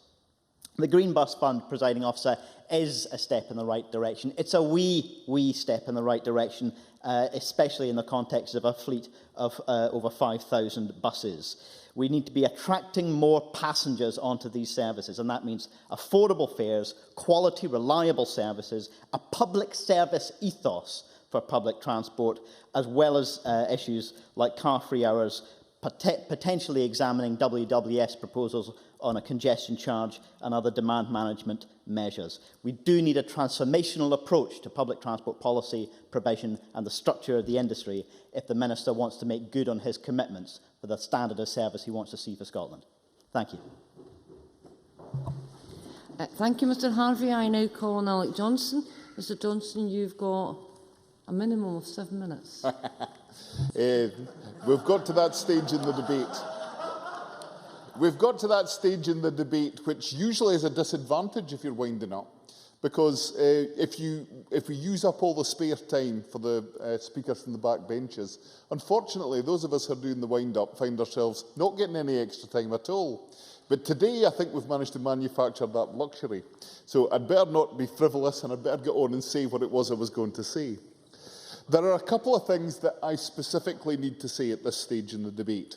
The first thing is that it would be very much amiss of me not to do as many have done in this debate, and I failed to do in my opening remarks, and that is say a few words about Alexander Dennis Limited.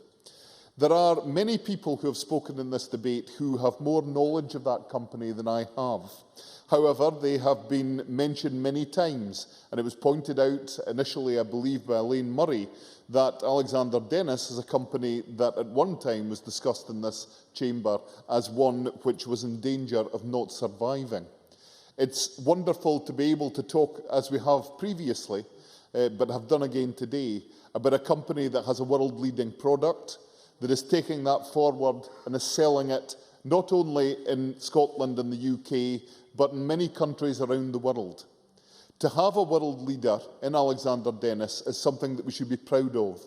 And too often, when we talk about the need to spend in specific areas in order to achieve government or political objectives, the mistake we make is we end up spending that money in foreign factories. Because of the existence of that company, we do not have to take that tough decision. We can support green buses and expect many of the orders to be fulfilled right here in Scotland, and that is a privilege that we should welcome. However, let me go on to the debate. There have been a number of interesting contributions to the debate, and it would be remiss of me not to address some of them. I didn't quite get the remark that Neil Findlay was making as I left the chamber briefly at some point, but I have to say that he has nothing to worry about from me as far as his current, or the motion that his party, amendment that his party has brought forward today.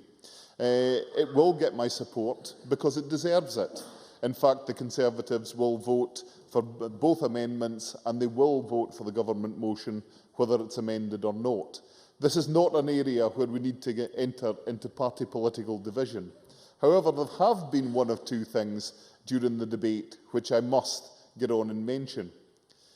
Ian Gray it was who used the opportunity, once again, it's not the first time, to campaign for the re-regulation of bus services.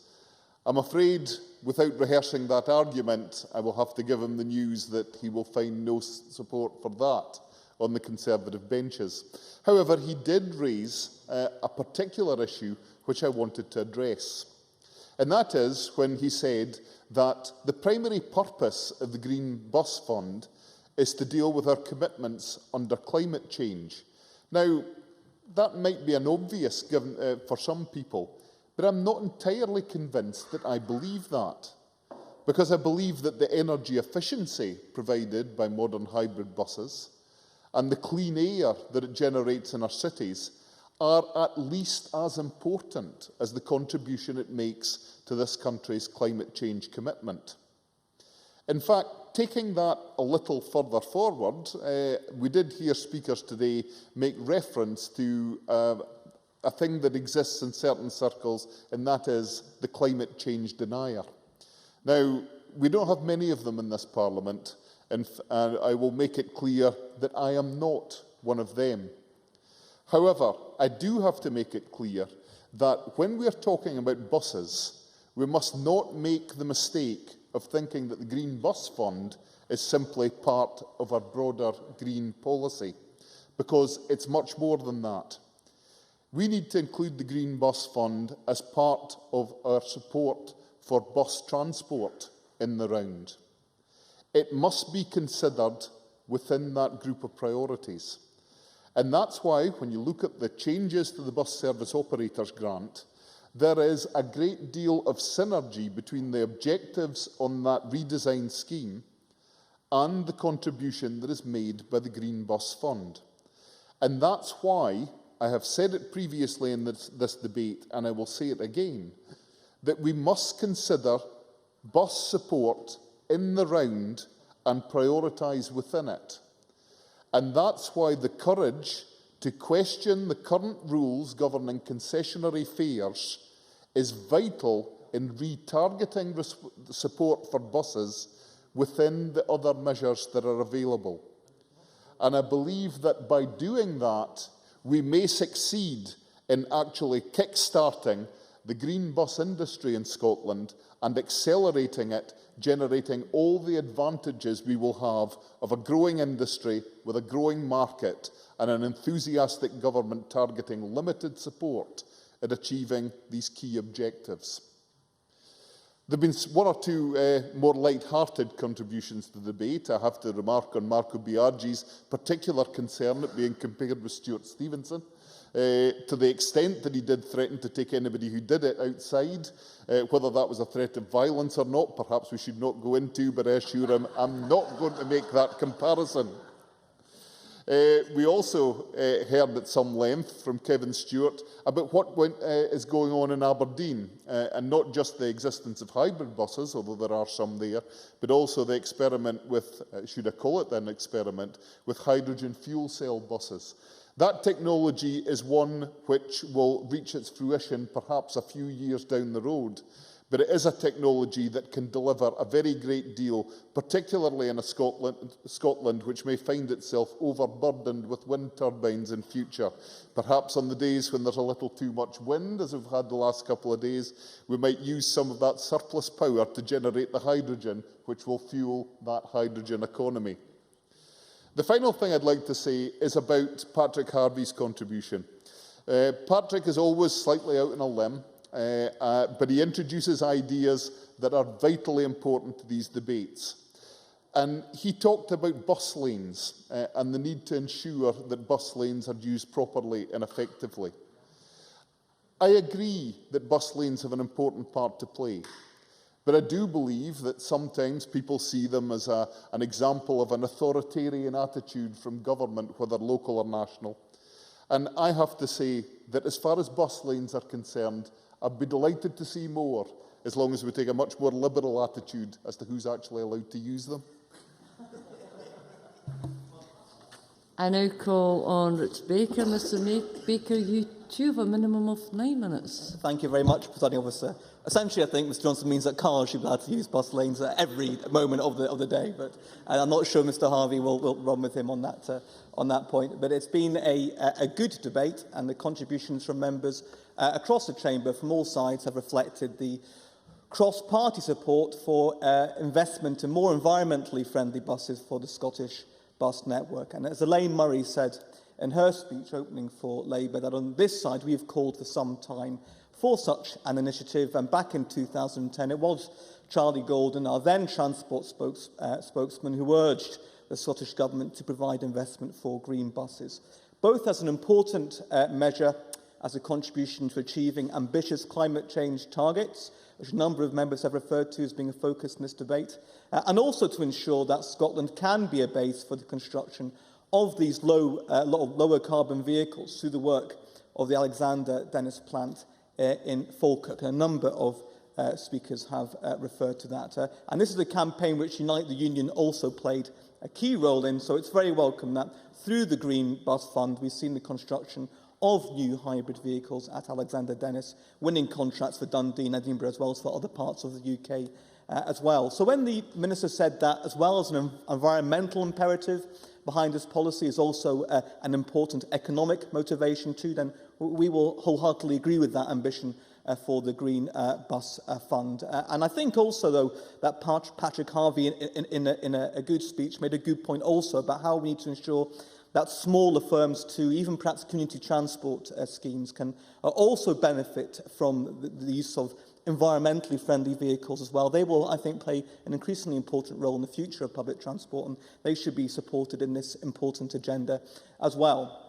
And as a number of other members have said, as a North East MSP, I also have particular cause to welcome investment from the Green Bus Fund, with the announcement in August that the City will benefit from the £3.3 million fund, which will enable the purchase of 10 hydrogen buses to be used in the City. It's very appropriate that Aberdeen, the energy capital of Europe, should be a pilot area for the deployment of these hydrogen buses, and also because, as the base of First Group, the City has a history of piloting the use of new bus designs. Of course, the Scottish Government investment, while very important, is not the only funding the project has received. There's also funding from the European Commission, reminding us the importance of our membership of the EU. And there's also support from a number of partners, including Aberdeen Renewable Energy Group and, of course, Aberdeen City Council. And can I congratulate Council, both in its previous and its current forms, for supporting this very important project. And I agree entirely with Kevin Stewart and Mark MacDonald. This is a scheme that very much we should be welcoming, and it was a welcome also to see common cause made at the launch of the green bus investment in Aberdeen with a cheery picture of the First Minister and Barney Crockett, Labour's leader, in a city sitting on a new hybrid bus together in harmony. It was right that this investment should receive the personal endorsement of someone who's given strong leadership on this issue, and nice that Alex Salmond could be there as well. So I welcome the new buses in the North East. And not only in Aberdeen, but the buses announced in April for Banff, Buckie and Keith, as well as in Dundee, whose new buses for National Express will be built by Alexander Dennis. And other members and other regions and constituencies have rightly welcomed investment in green buses in their areas. From Edinburgh and Perth to Glasgow, Airdrie and Cumbernauld, throughout Scotland, communities and our environment are benefiting from the deployment of these new buses. But of course, we can always do more. Patrick Harvie encouraged us to do more, and it's right that Transform Scotland encourage all of us in every party to be even more ambitious for the number of low-carbon buses to be introduced in fleets across Scotland. Because investment in green transport solutions is crucial to Scotland playing its part in tackling climate change, and investment in our bus network is a vital part of that. Claudia Beamish emphasised this point in her speech, and Ian Gray too, when he referred to the fact that we really need to have done better on key areas of carbon reduction targets. So we have to do more to encourage more people to leave the car behind and make greener choices about the way they travel. And I'm sure smart, new, energy-efficient buses will help promote greater bus usage.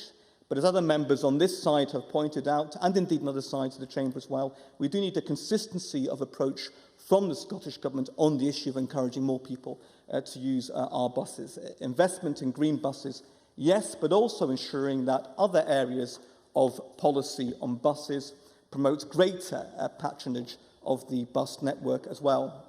And the Minister is well aware of the deep concerns we've had over the cuts to BSOG, the Bus Service Operators Grant. This is something Neil Findlay highlighted in his contribution. These concerns are not just on these benches, though. They're shared by Unite, and a number of bus drivers attended a lobby in this Parliament, organised by the union just last week, to highlight the impact of these cuts, not least on their members, and to call for greater regulation of the bus industry. And these are points which were made by Patrick Harvie and indeed by Ian Gray. Of course, I'll take an intervention from the Minister. If Mr Baker, thank you first of all for taking intervention, would acknowledge the point that the changes to BSOG equate to around a 1 or 2% effect on fares, and also a much bigger effect on fares is the 57% increase in diesel, which I mentioned before. But if he wants to put further money into BSOG, can you just say where it's going to come from? Because I don't actually recognise the figures that the Minister describes. I don't think recognised either by the Confederation of Passenger Transport, and certainly in the conversations I've had with operators when we're dealing with increases of 8.5% more than that. In Aberdeen, 8.5% more than that in other areas. They say that your description, sorry, the Minister's description of 1 or 2% increases is simply not consistent with the figures they are working from. And also, but can I say also that it comes also to the heart of the issue of regulation of the industry as well, which Ian Gray was right to highlight. We do think this is an important issue, the structure of the industry. And when challenged on our bringing forward proposals, we brought forward a proposal just in the last Parliament from Charlie Gordon. A bill was brought forward on regulation of the industry and introducing more quality partnerships and contracts, and not one SNP member signed up to that bill proposal. So, I think we have clearly brought forward proposals in that area. Ian Gray, so we will continue to press this important point. Ian Gray also said he preferred the green buses to the maroon ones. We don't agree in this, and I know exactly where Ian's coming from on that issue.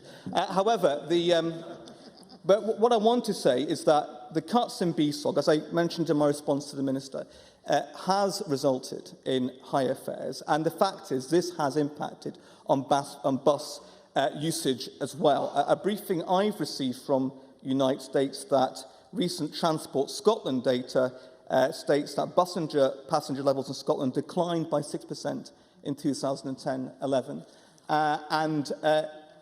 In the regional breakdowns, there's an even more depressing picture. Passenger numbers in North East, Tayside and Central down 23%. In the Highlands, Islands and Shetlands down 27%. And in the South West and Strathclyde down 12%. And these are very, very concerning pictures of bus patronage in Scotland. And when the effect of changing the formula on BSOG, which Jamie Hepburn referred to, is higher fares and fewer people using public transport, fewer people using buses, and I have to say, in my mind, that's an entirely counterproductive measure. And Alex Johnson did refer to the impact of that change in cities. I think that's something that has to be considered very carefully. So on this side, we've made the case that fare increases and withdrawal of services particularly affects those on lower incomes and is an important issue of social justice. We want these new green buses to play an important role in the thriving bus industry, and that requires ministers to take a different approach on issues like BSOG. So, Presiding Officer, we welcome investment in green buses to reduce the carbon footprint of the bus industry, as we support investment in bus services to reduce Scotland's overall transport carbon footprint. We look forward to the Scottish Government working with bus operators, European Commission, our local authorities and all those who want to be part of providing more green buses throughout Scotland. And we hope this important and exciting aspect of bus services policy does go hand in hand with other policy approaches from ministers, which we'll continue to press for to ensure that our bus services are green, affordable, meeting the needs of our communities and used by increasing numbers of people in Scotland. Thank you, Mr Baker. I now call on Keith Brown to wind up the debate. Minister, I would be obliged if you would continue until 4:59. Thank you very much for that opportunity, Presiding Officer. Can I say, first of all, I think it has been, at least in large part, a very interesting debate and also very positive. There's been the other issue about how these services are funded, which I'll come back to, which has been obviously less consensual. But I think the points on the Green Bus Fund itself are generally well received and well supported around the Chamber. And just for the avoidance of any doubt, I do intend to support Alex Johnson's motion, his amendment, and not to support the Labour amendment. Can I say I did try once again during this debate, to intervene with Alex Johnson, actually to say that I intended to support his amendment, but again he refused to accept any intervention from me in the debate. So I thought, well, at least I'll have a chance when one of his backbenchers speaks. And there were no Tory backbenchers. There is now, but there was not at that time. Low-carbon vehicles, Presiding Officer, do, as we've said, deliver benefits. We've had a range of different figures given. There's at least 30% carbon savings over the diesel equivalent. We've heard that between 56.7, a very precise figure, and 60% of savings on fuel consumption was achieved by those buses in the Lothians area. We've also heard from a number of contributors about the reduced impact on the environment, the ability to improve air quality, and, of course, to drive down carbon. And, of course, carbon is still used in electric buses, another point that was made, in hybrid buses, obviously. But the real boon, I think, would be the hydrogen buses, which are mentioned by a number of members, where we can drive that down even further. There is the opportunity, though, by providing these funds to incentivise a new bus fleet, that we can help to improve patronage and also the appeal of bus travel to more people. There is also the point that was made by a number of members that we can also achieve economies of scale. I think Claudia Beamish mentioned something along these lines about the extent to which the funding that we've made available already is driving improvement, and we certainly are seeing that. I mentioned when I went to see Alexander Dennis the plans that they've been talking about to roll out into other areas, specifically in relation to school buses. And she'll be aware that some of the school bus contracts have some of the oldest elements of the bus fleet in Scotland. And it is developing expertise. A number of members pointed out the extent to which Scotland, not just in relation to hybrid buses, but also in relation to batteries, which provide power for buses and other vehicles, has achieved a real lead in this. And I think we should both celebrate that and encourage it. There's nothing in the motion, I think, which is self-congratulatory, but I think it's important we acknowledge what has been achieved to date. We have had the 2 rounds, the 3rd round announced, 71 vehicles delivered. We've also mentioned that the buses so far will run in Glasgow, Edinburgh, Perth, Dundee and Aberdeen, but also in Lanarkshire. We've also had the 3rd round announced, a 4th round confirmed in the budget announcement of £2.5 million. These are major contributions, in my view, to helping to achieve climate change target, not just in themselves, but it's what they will encourage bus operators and some manufacturers to do, and I think that's extremely important. Just to come back to some of the points made during the debate, and it was started off, I think, with Elaine Murray's appeal, I think, for an honest debate. Now, I think we've had an awful lot of conversation about this. I think it really is important that if it's an honest debate which is required, than to consistently say, as we heard last week, we should spend £350 million more on Egypt, we should spend more money on BSOG, we should spend more money on concessionary travel. I've also had demands to spend more money on housing. We've seen demands on colleges. At some point, if you do really want a genuinely honest debate, you have to start to specify exactly what it is that you would ditch and do differently. It's perfectly legitimate for an opposite party to say that, but I think if we're going to have that real debate, a genuine debate, and I'm sure she's genuine and wanted to have that debate, we have to have some more clarity in relation to that. Yes. Patrick Harvey. I'm grateful. I would very happily give the Minister a list of the road projects that I would like him to scrap, many of which are being funded by a raid from revenue to capital. But even before we talk about where additional funding can come from, would he not address the question that a great deal of the profitability of the profitable parts of this bus industry are being stacked up by public sector spending, by taxpayers' money paying for tickets and taxpayers' money subsidising the socially necessary routes? Is there not a need to rebalance that? I think, first of all, I think when he talks about the profitability of the companies, I think it's not a bad thing if companies are profitable, to be honest. But it's also true that profitability has been contributed to by the fact that many hundreds of thousands of people, pensioners and others, make journeys using concessionary travel schemes, and I don't think that's a bad thing. If he wants to spend more money on these things, perhaps he could explain why he had us spend £776 million on a tram scheme in Edinburgh that we could have used for further support to the bus industry. I can also say, in relation to the different demands, if we are to have an honest debate, we have to have some more clarity on that. We went on to hear from Neil Findlay, who I think perhaps was unfortunate because his argument collapsed under the fact that he started off with the wrong facts. Now, if I'm wrong, and he has said that concessionary travel scheme has been reduced, that was the statement he made. The concessionary travel scheme, the budget for that has been reduced. If I am wrong, the next chance I get, I'll come to the Chamber and apologise. I would ask him to do the same thing. The facts are that this year will be £187 million given towards a concessionary travel scheme, which is up £7 million since last year. So all I would say is, if he finds out that he's wrong, as I think he will, perhaps he could come back and apologise for that. But the problem that he had, certainly. Lee Murray.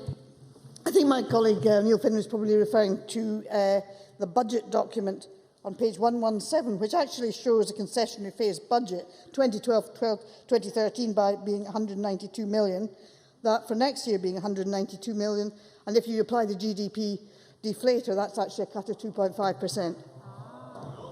That is not what he said, but we'll wait to find if he comes back with an apology for what he's done. But having actually constructed his argument based on the wrong facts, he got himself into real trouble. But I really wondered where he was going with it, and then we got the answer. The answer, I think we've always suspected that would explain Neil Findlay's position. I do not support anything the SNP do. Neil Findlay's words. I think that what we're seeing here is, rather than a rational, mature and honest debate, simply whatever this government says, Neil Findlay and others in the Labour Party will decide to do something different. And perhaps that's got into the situation they're in just now.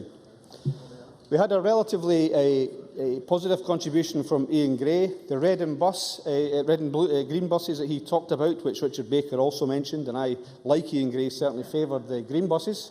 I have to say that nostalgia is not what it used to be, and I don't have the same memories, having grown up in Lothians in Edinburgh and been born here, that he has of the idyllic way that the bus services ran at those times, although I do get the point that he made about being very well used, the Eastern Scottish buses and Lothian transport buses.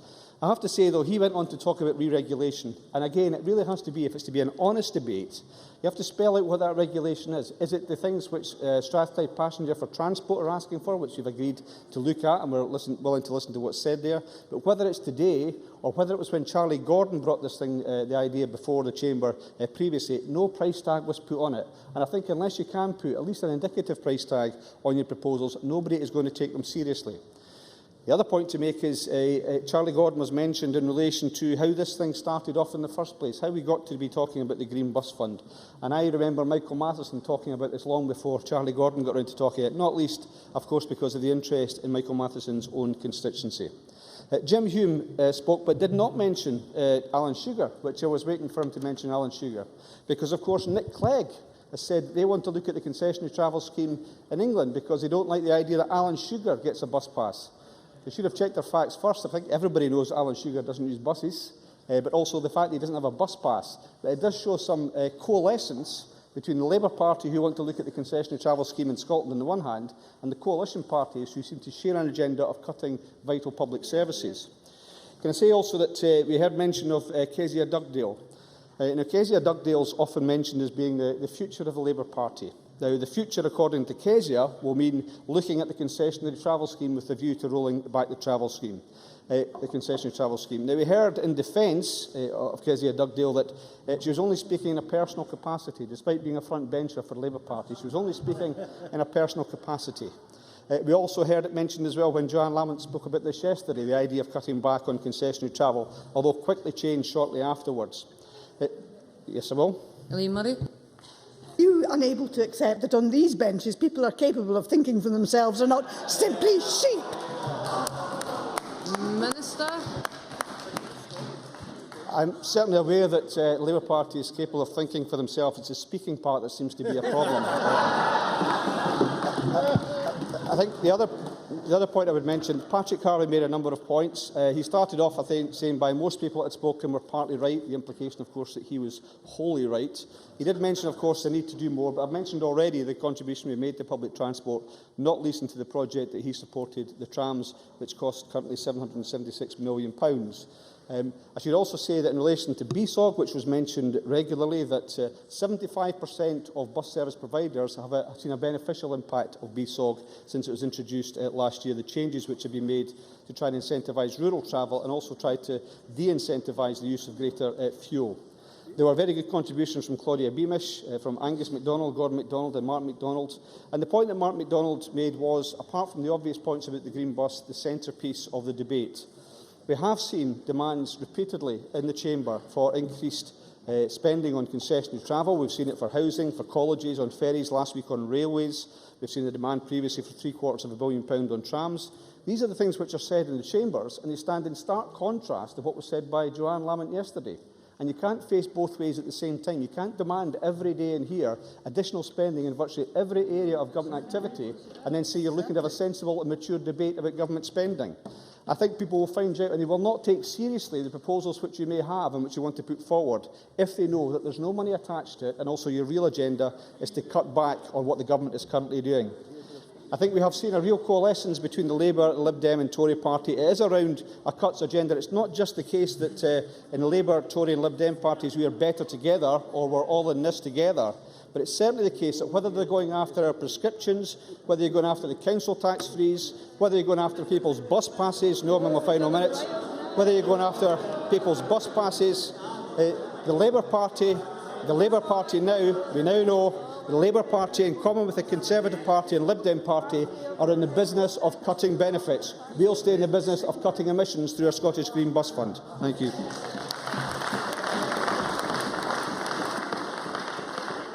The next item of business is consideration of Business Motion 4258 in the name of Joe Fitzpatrick on behalf of the Parliamentary Bureau setting out a business programme.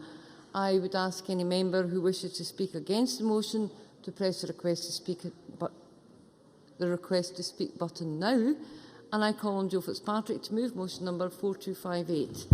Formally moved. No member has asked to speak against the motion, therefore I will now put the question to the Chamber.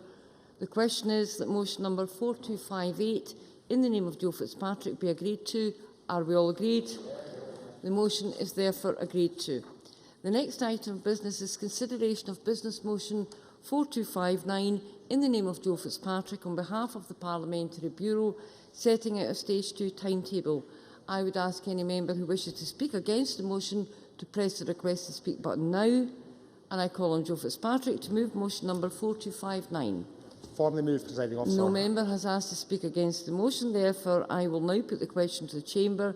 The question is that motion number 4259 in the name of Joe Fitzpatrick be agreed to. Are we all agreed? The motion is therefore agreed to. The next item of business is consideration of a Parliamentary Bureau motion. I would ask Joe Fitzpatrick to move motion number 4260 on approval of an SSI. The question on this motion will be put at decision time, to which we now come.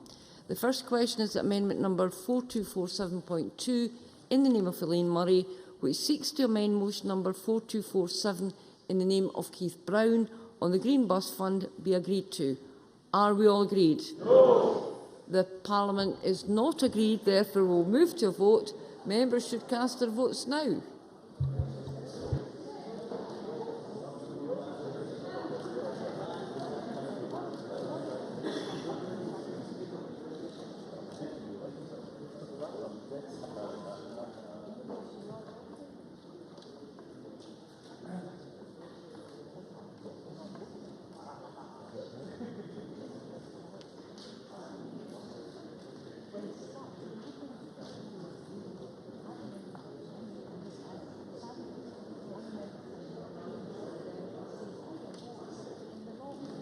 The result of the vote on amendment number 4247.2 in the name of Elaine Murray is as follows. Yes, 52. No, 63.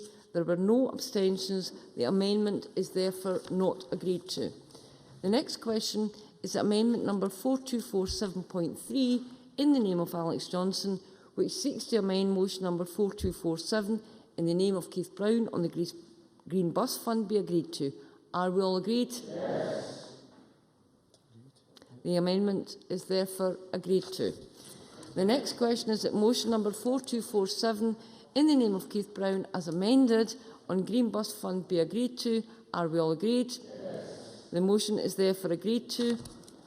The next question is that motion number 4260 in the name of Joe Fitzpatrick on approval of an SSI be agreed to. Are we all agreed? Yes. The motion is therefore agreed to. That concludes decision time. We now move to members' business. Members who leave the chamber should do so quickly and quietly.